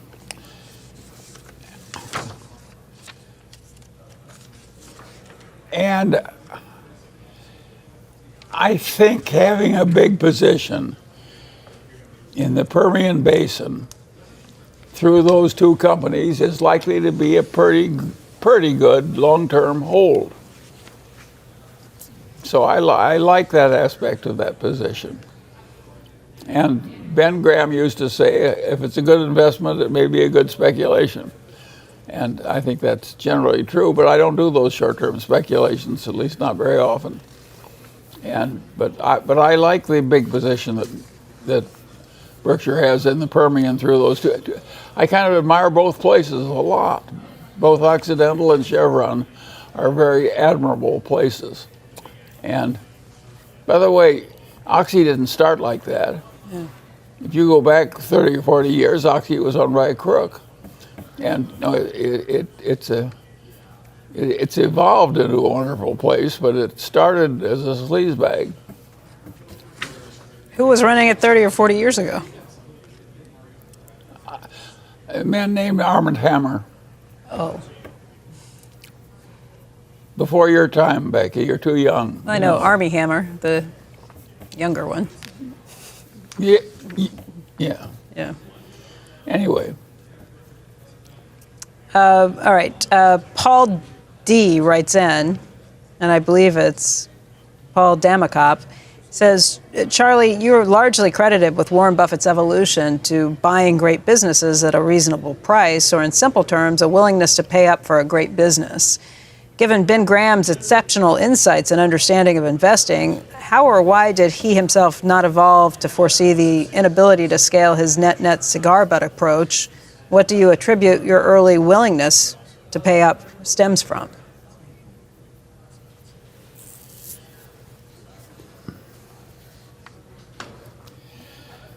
Remember, a lot of Ben Graham's rise in life was during a period when there was plenty of low-hanging fruit among mediocre businesses that were way too cheap. And he was relatively rare in doing his hunting in that garden. And so he made a pretty good living for himself buying these. What happened is that low-hanging fruit eventually went away as the aftermath of the Great Depression went away. And Ben Graham actually made more than half of all the money he made in his life out of one stock. And that stock was Geico, which was a great business. So if you actually look at the great man's own life, you see that what he taught wasn't the way he got rich himself. And by the way, he told that story on himself late in life. He carefully computed how much he'd made in Geico compared to everything he had ever done in his previous life. And so you can argue that Ben Graham himself woke up once. Why do you think that you, so early on, were willing to come up with this idea of paying up for great businesses? Well, because it's so obvious, and I'm good at doing things that are obvious. Of course, it was obvious that if you wanted to have a particularly good result, you got to do a great company. You know, I recognized that greatness was good. You know, big deal. Charlie Munger, genius, recognizes greatness is good. Of course, greatness is good. Paul Aini from Toronto, Canada, writes in and he says, when you're evaluating a company for potential investment, what do you place the most emphasis on, the business or the management? And do you differ with Warren when it comes to what you place first? No, I don't. I think we're the same. I think we like the business great first. And then second, we want a great manager. But we have not made a huge success by investing on great managers who take over lousy businesses. That is not the way we rose.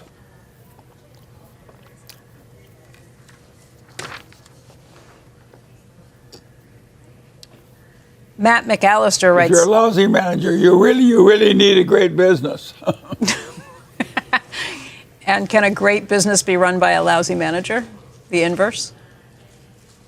Sometimes. Coca-Cola was run for years by a man with very severe mental impairment.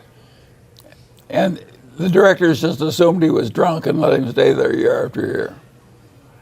Now that's my idea of a wonderful business, that you can be mentally defective and run it pretty well. That was Coca-Cola in its heyday. How far back were we talking? Well, 25 years. I'll let somebody else do the math on that, figure out the timing. Matt McAllister writes in and says, Charlie, you've described too much diversification as the worsification, being at best an average return producing strategy. In light of that thought, if one was allowed only one stock to hold for a very long time, and it would be the most important asset to him and his family and their future well-being, please describe what you would look for in that stock or company. And also talk about the features that you would consider most important when you're trying to figure that out. Well, it helps to have somebody that's lucked into a good position.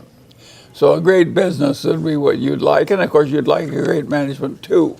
And occasionally we've had both to ride together for a long, long period.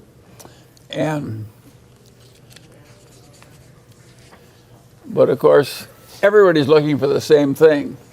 And the trouble with it is you will find when you get into those good businesses, places picked over and analyzed as American stocks are. You can imagine the amount of time spent thinking about American stocks. And you will find, by and large in America, if it's really a great business, it's at least 25 times earnings and maybe 30 or 35 or something. So that makes it much harder, of course, because if something goes wrong, you can lose a lot of your investment. And of course, that's what makes investment so difficult, is the fact that the good businesses don't stay cheap. You got to somehow recognize a good business before it's recognizable as a good business. That's very hard to do. Some people get good at it, but not many. I don't think I would want 95% of the people who are America's professional asset managers, I wouldn't want working for me. Really? I think it's that hard. I think you need to be in the top 5% to have a reasonable chance. It's very difficult. Now, it's not difficult to just buy an index fund and sit on your ass. That's the great default position. Your assets? And by the way, that's if you look at the Daily Journal Corporation, we just put in a 401k plan. What are the investment options for the people at work? 0. It's all index funds. And if you what percentage of American 401ks have our plan? Index funds required. about zero. Am I right or am I wrong? Well, of course I'm right. It's And- the logical thing to do. Okay, so percent worth 2 and 20.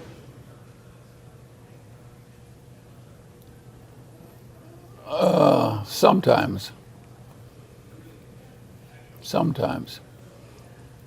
Being worth 2 and 20, I would say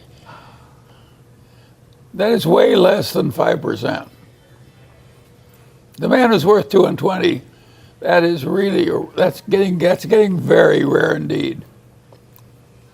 Particularly under modern conditions where every niche is occupied. It's, you really, if you take early stage venture capital like Sequoia does, how many people have a Sequoia-like record? I don't think there's one in 100 that has a Sequoia-type record.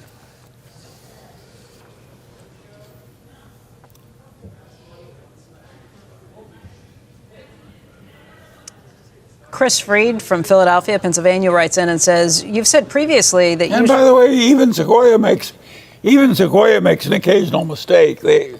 Everybody does. But overall, you still think it's worth it? Go ahead. Yeah, okay. So Chris Freed writes in from Philadelphia and says, you've said previously that you should destroy at least one good idea that you have each year. What good idea did you destroy in 2022 and anything in 2023 so far? Well, the idea that I destroyed, it wasn't a good idea, it was a bad idea. When the internet came in, I got overcharmed by the people who were leading in the online retailing. And I didn't realize it's still retailing. It may be online retailing, but it's also still retailing. And I got a little out of focus. And that made me overestimate the future returns from Alibaba. And so I have never gotten so I eliminate mistakes. I think I just lost Charlie's audio. When I do I'm not those, sure I if you guys keep can hear it. rubbing my own nose in my own mistakes like I am doing now, because I think it's good for myself. Can't hear.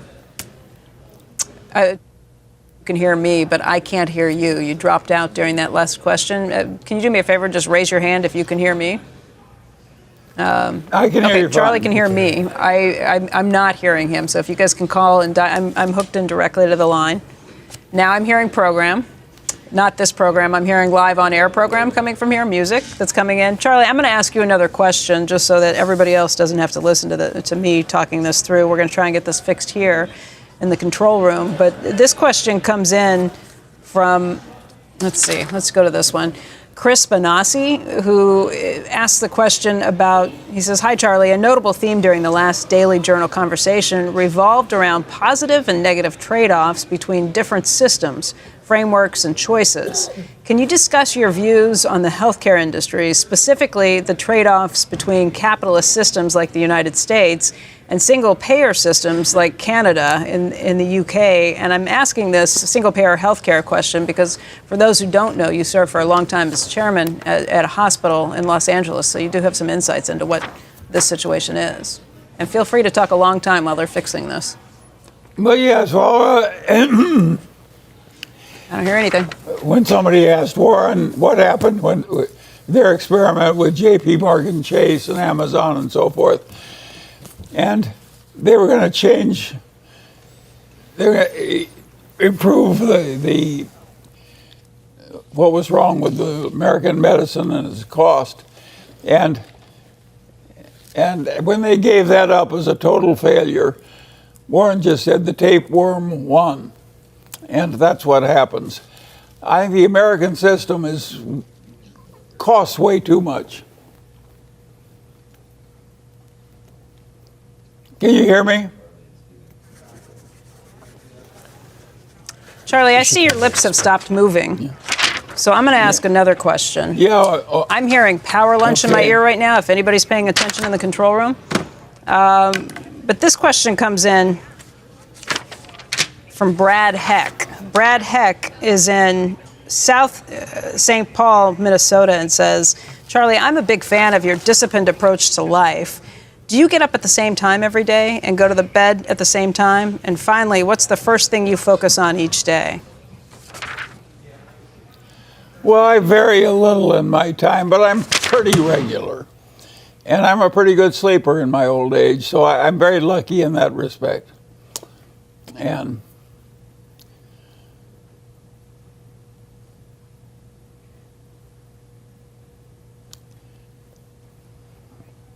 See, your lips have stopped moving, so I'm going to ask. no, I stopped talking. Got you. I got you. Ah, finally. I hear you.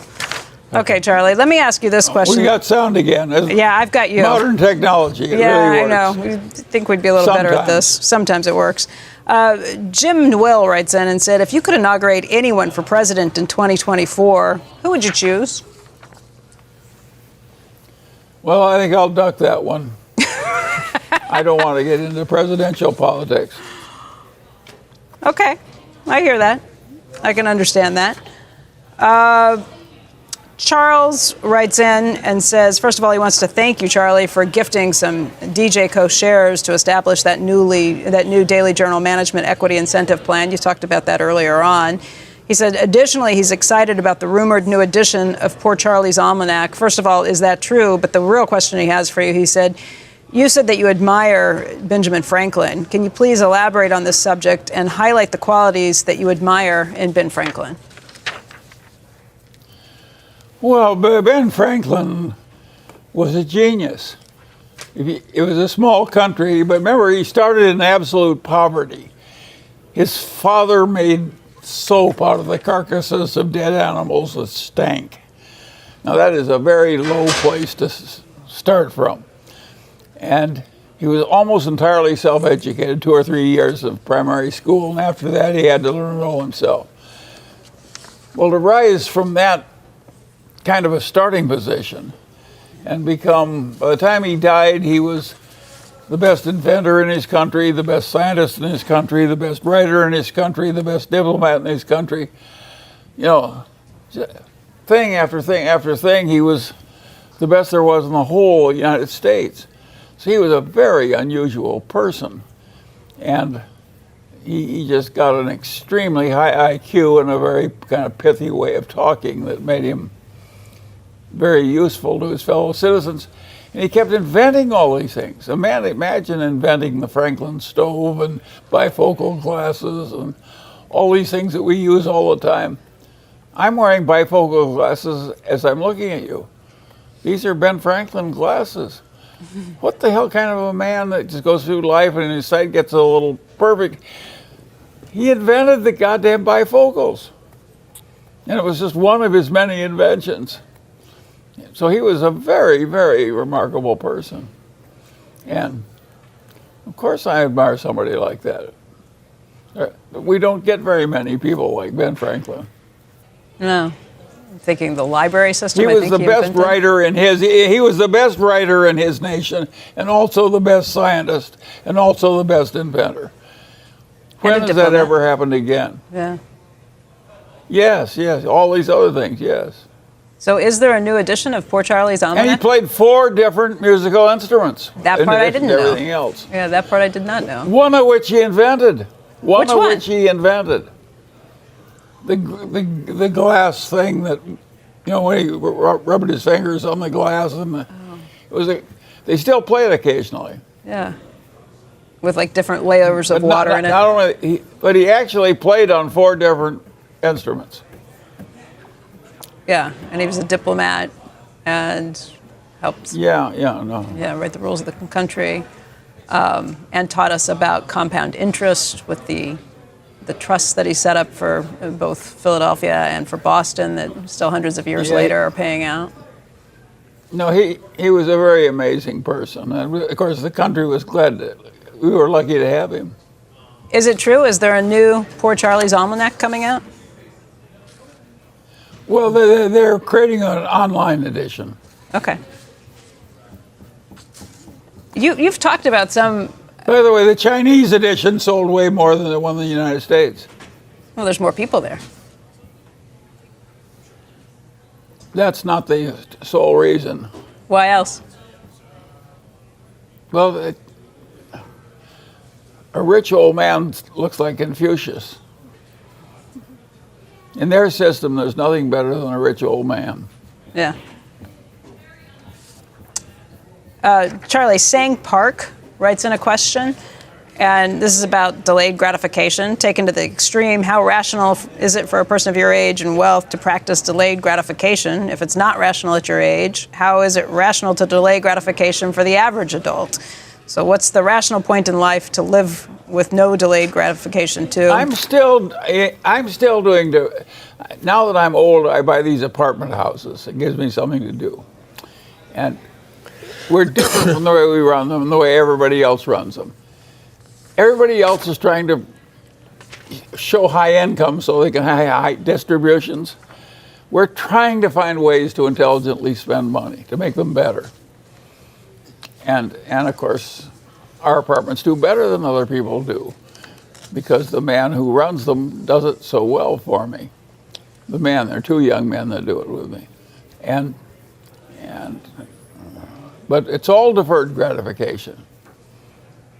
We're looking for opportunities to defer. Other people are looking for ways to enjoy. It's a different way of going at life. Did you start out that way? That way you get more enjoyment out of my life doing it my way than theirs. What? Did you start out having to work at delayed gratification, or is that just how you were born? No, I learned this trick early. And, they've done that experiment with the 2 marshmallows with little kids. Yeah. They offer them How long can 2 you sit? marshmallows if you'll wait. Yeah. Yeah, and then they've done, watch them how they work out in life by now. And the delayed the little kids who are good at deferring the marshmallows are also the people that succeed in life. It's kind of sad that so much is inborn, so to speak. But you can learn it to some extent too, so. I'm gonna go home and test that out on my kids. See who does but well. I was very lucky. I just naturally took to deferred gratification very early in life, and of course it's helped me ever since. Matt McAllister writes in and says, first, thank you for sharing your wisdom. Those of us fortunate enough to listen have benefited significantly.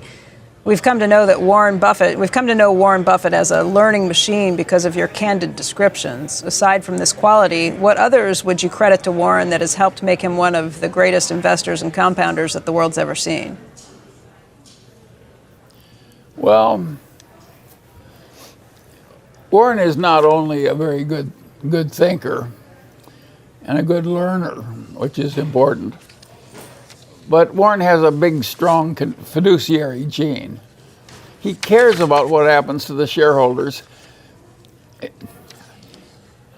Warren and I were lucky in that the early shareholders were people who trusted us when we were young and didn't have a reputation and so on.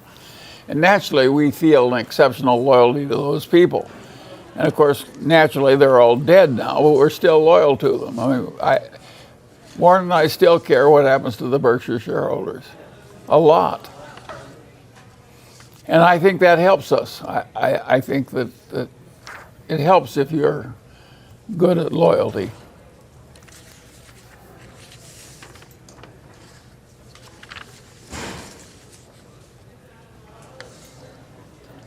Go ahead, Becky. Okay, so Bala Thiruppanambakam writes in and says that many large companies, including Meta, which owns Facebook, and various insurances, are choosing to self-insure against liability, either for directors or for the business risks. If it's carried to extremes, as it no doubt will be over time, this could cause potential systemic issues. Would you share your thoughts on this, please? He says he's been a shareholder of Berkshire Hathaway for 16 years and thanks you for your stewardship and sharing your thoughts generously with the younger generations with forums like these. In my own life, I'm a big self-insurer, and so is Warren. It's ridiculous for me to carry fire insurance on my houses because I could so easily rebuild a house that would burn down. So why would I want to bother fooling around with the claims process and all kinds of things? So if insurance, you should insure against things you can't afford to pay for yourself. Mm-hmm. But if you can afford to take the bumps, some unusual expense coming along doesn't really hurt you that much. Why would you want to fool around with some insurance company if your house burned down? I would just write a check and rebuild it. And all intelligent people do it my way. I won't say all, but maybe I should say all intelligent people should do it my way. There should be way more self-insurance in life. There's a lot of waste. You're paying when you buy insurance for the other fellow's frauds. And there's a lot of fraud in life. And if you can afford to take the risk yourself and not fool around with claims and this and that and commissions and time, of course you should self-insure. It's simpler and so forth. Think of what I've saved in my life. I never carried, I think once but with one exception, I never carried collision insurance on a car. And once I got rich, I stopped carrying fire insurance on houses. I just self-insure. It's a little bit of a surprising take for the guy And who's that's the vice right way chairman to at do a it. big insurance That company. is the right way to do it. Series of- What? That's a little bit of a surprising take from a guy who's a vice chairman at Berkshire, which has so many insurance companies. Well, but I'm not. I'd rather tell it the way it is than tell it in a way that helps Berkshire. I'm not going to tell it differently than I think it really is just because it's better for Berkshire. Even though it's bad for Berkshire, I want to tell you, if you can afford to self-insure, self-insure. Even on things like medical? I just think you might think you can afford these things. No, that is different. Your insurer pays the doctor in the hospital is a small fraction of what you pay. So that's a different kind of calculus. Everything in medicine is, the cost of American medical care and the medical insurance, it's a disgrace. If you go to Singapore, you will find that they do the whole thing better than we do, and it costs 20% of what we pay. And again, my audio was And by the way, I have no idea of how to get from where we are to where Singapore is, because all the people that are getting all that extra money fight like fierce tigers to hold on to it. Right. And they control boards and cities and states and every other guy. So I don't know how to fix the costs in American health care. They're totally out of control. And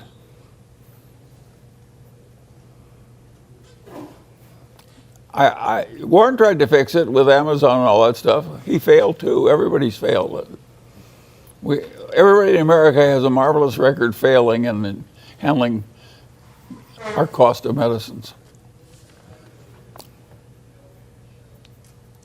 Matt McAllister writes in, and I realized he's asked a couple of questions. I didn't realize this was a repeat send-in, but I like the questions. He said, what are some of the most important things that we need to know about Greg Abel? Have you experienced examples of him also being a learning machine? And if so, could you share one? Yeah, well, Greg is just sensational at being a business leader, both as a thinker and as a doer. And he's also sensationally good at smoothly getting things done through other people. So he's a very remarkable human being. And Berkshire is very lucky to have him. And he's also just a tremendous learning machine. You can argue that he's just as good as Warren as learning all kinds of things. And one of the interesting things about Greg is there's some things he's better at than Warren is. And Warren knows that, and he just keeps dumping on Greg everything that Greg can do better, and it's a lot. And so the system at Berkshire is working pretty damn well. We're very lucky to have a 92-year-old that's as good shape as Warren, and we're very lucky to have a chief executive like Greg. Greg is very remarkable. Greg is trusted by utility regulators, and rightly so. He is trying to run all those utilities as if he were the regulator. Now, how many people think that way? but it's such a smart way to think. You mean just from a show of good faith? And Yeah, why not why not do it the way that you'd want it done if you were on the other side of the transaction? How can you fail if you treat other people the way you'd like to be treated yourself? It's the golden rule. Of course it works.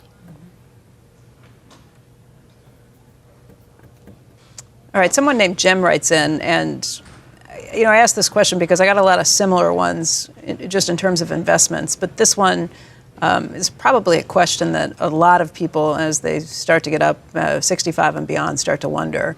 He just says, would you recommend I take Social Security when I'm 67 or wait till I'm 70 when I'll receive more per month? Well, I can't make that choice for you. It depends. If you know you're going to be dead pretty soon, I go ahead and have more money to spend. If you think you may live a long time, you may have a different calculus. And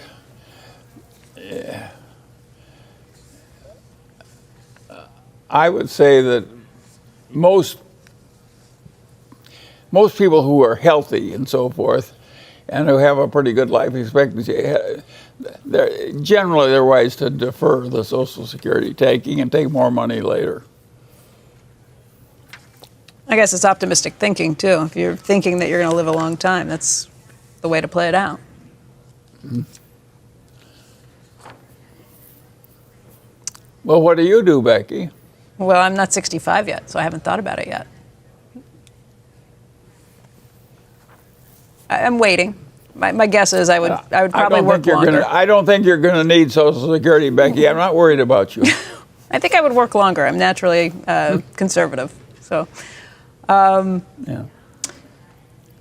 Leping Wuyang writes in, you urged the U.S. government to ban cryptocurrencies as China has done. I have a more general question. With boom and bust cycles in different countries in history, what should a good government do and not do for economic growth?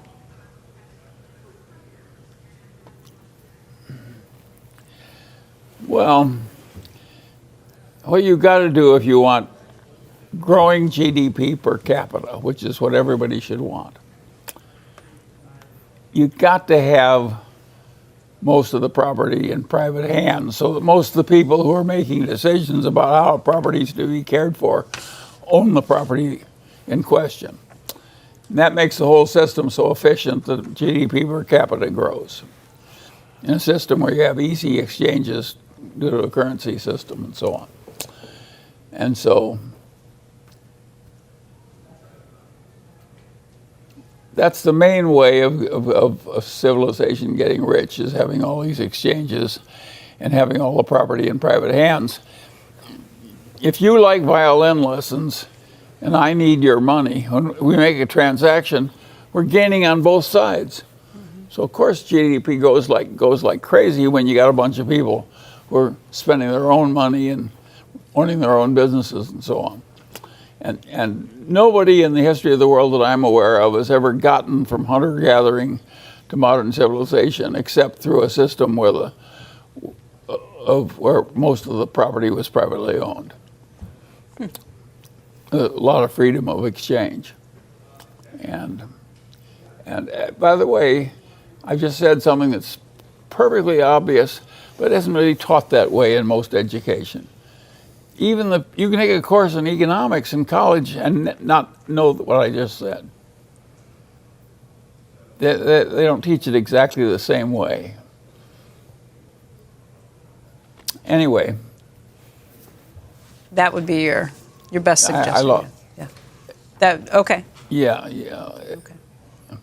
Okay. This one comes in from Matt.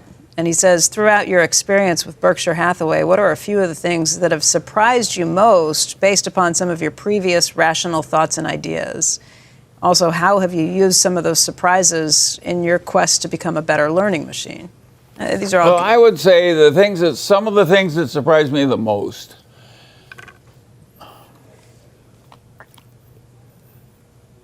was how much dies. the business world is very much like the physical world, where all the animals die in the course of improving all the species so they can live in niches and so forth.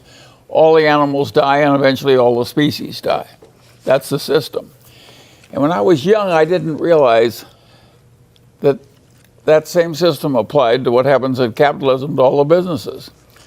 They're all on their way to dying is the answer, so that other things can replace them and live.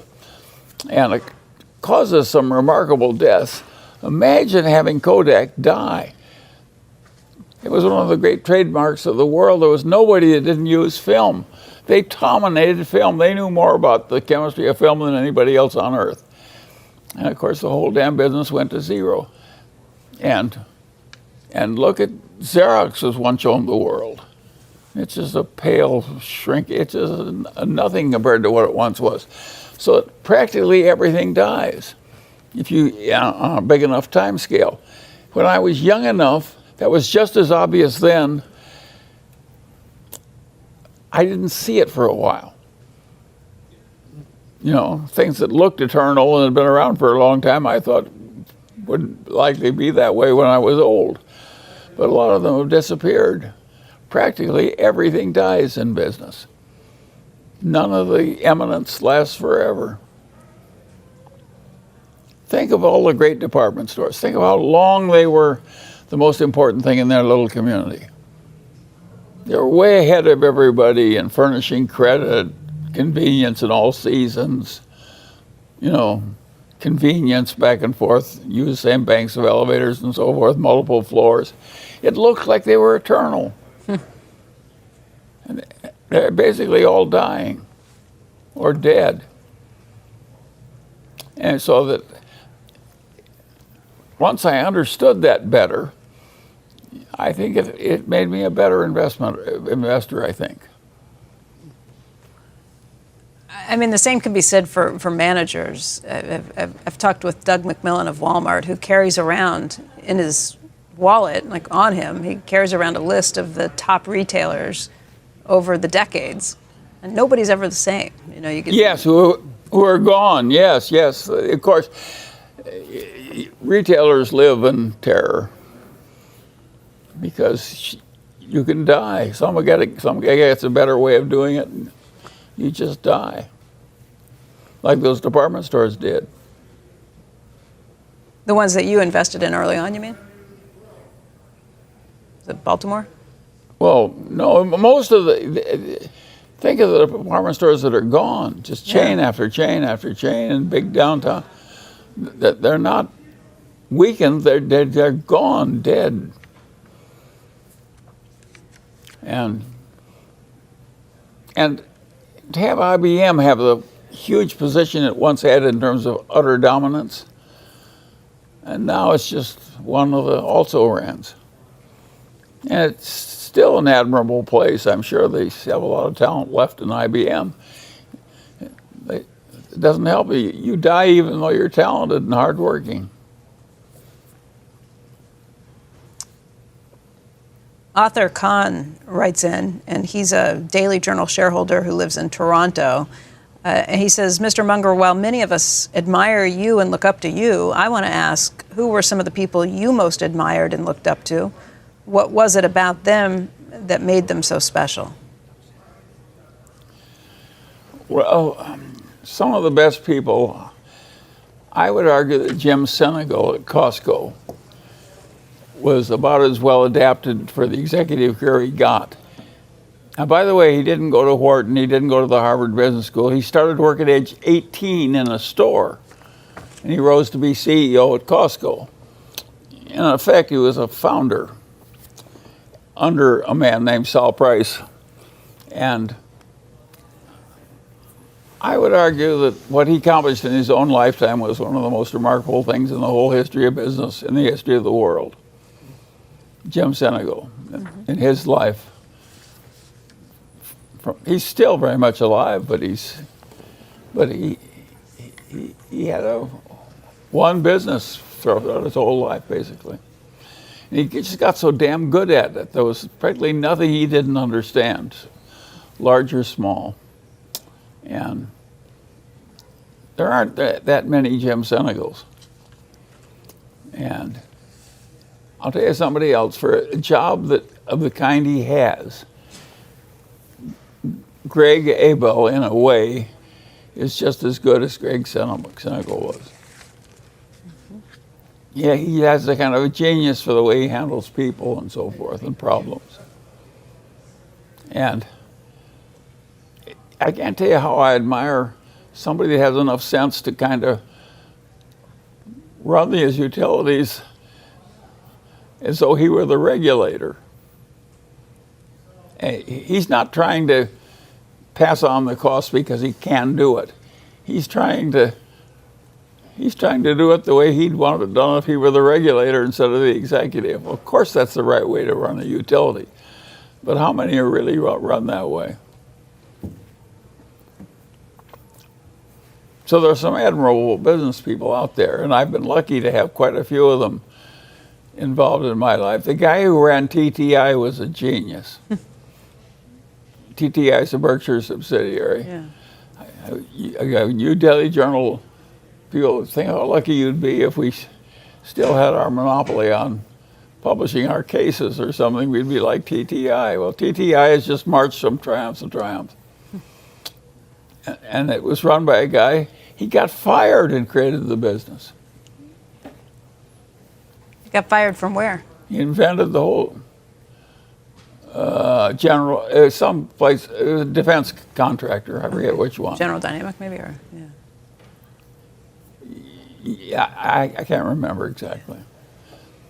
But he was a terrific guy. And he ran the business for us. He wouldn't let us raise his pay.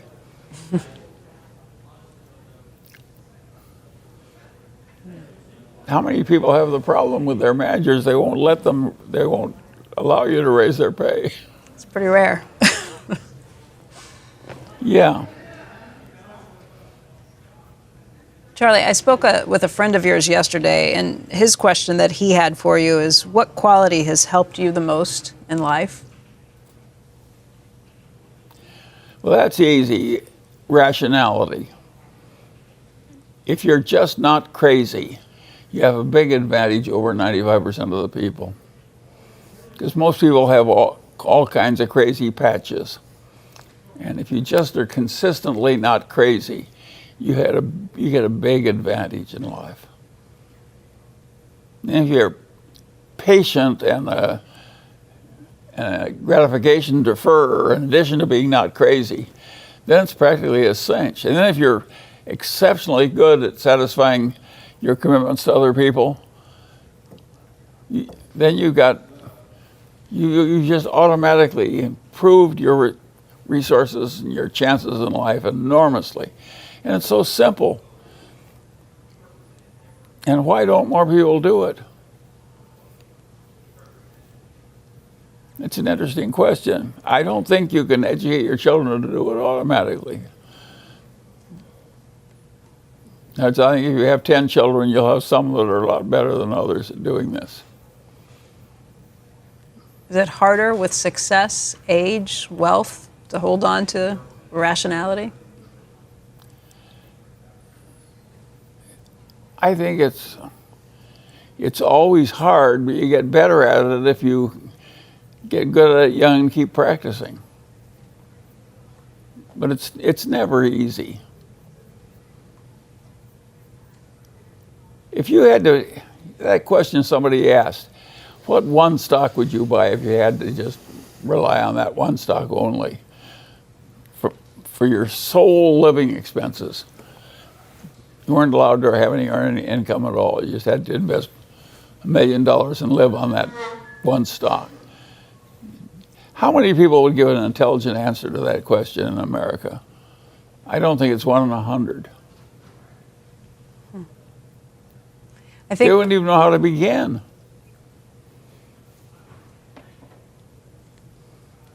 I think one of my favorite things that I've heard you say, and it's something I repeat often to a lot of people, is whatever you are, age and wealth makes you more so. You came up with that a while ago. What led you to Yes, that? And do you have any? yes, of course. Yeah. Do you have any? I guess. No, I think addendums to that? that's true. That we all tend to, we all tend to get a little more so in every way, and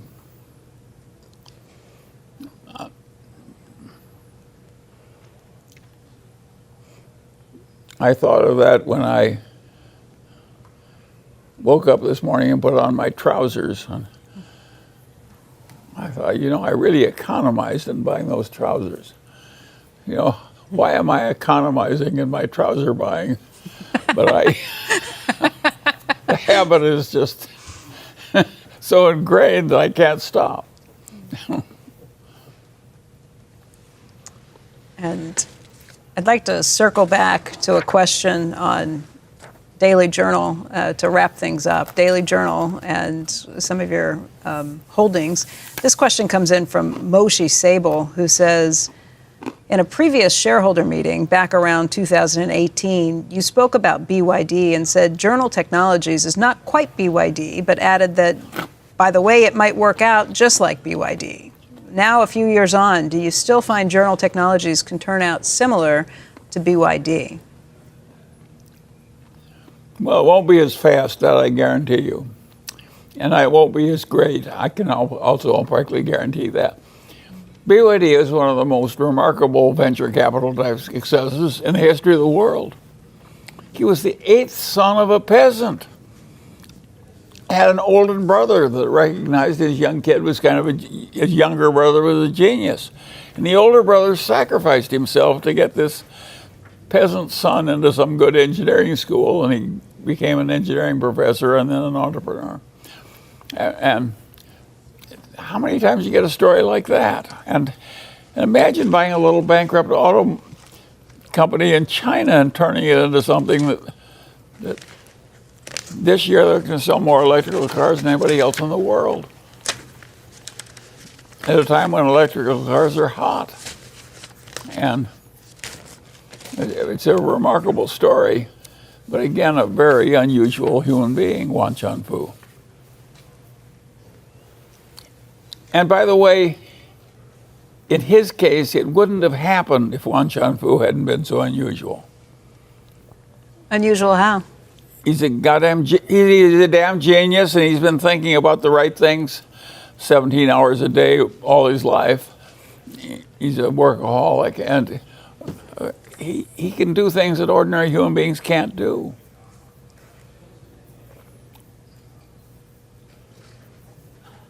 Is that the favorite stock you've ever purchased, BYD? Or Costco?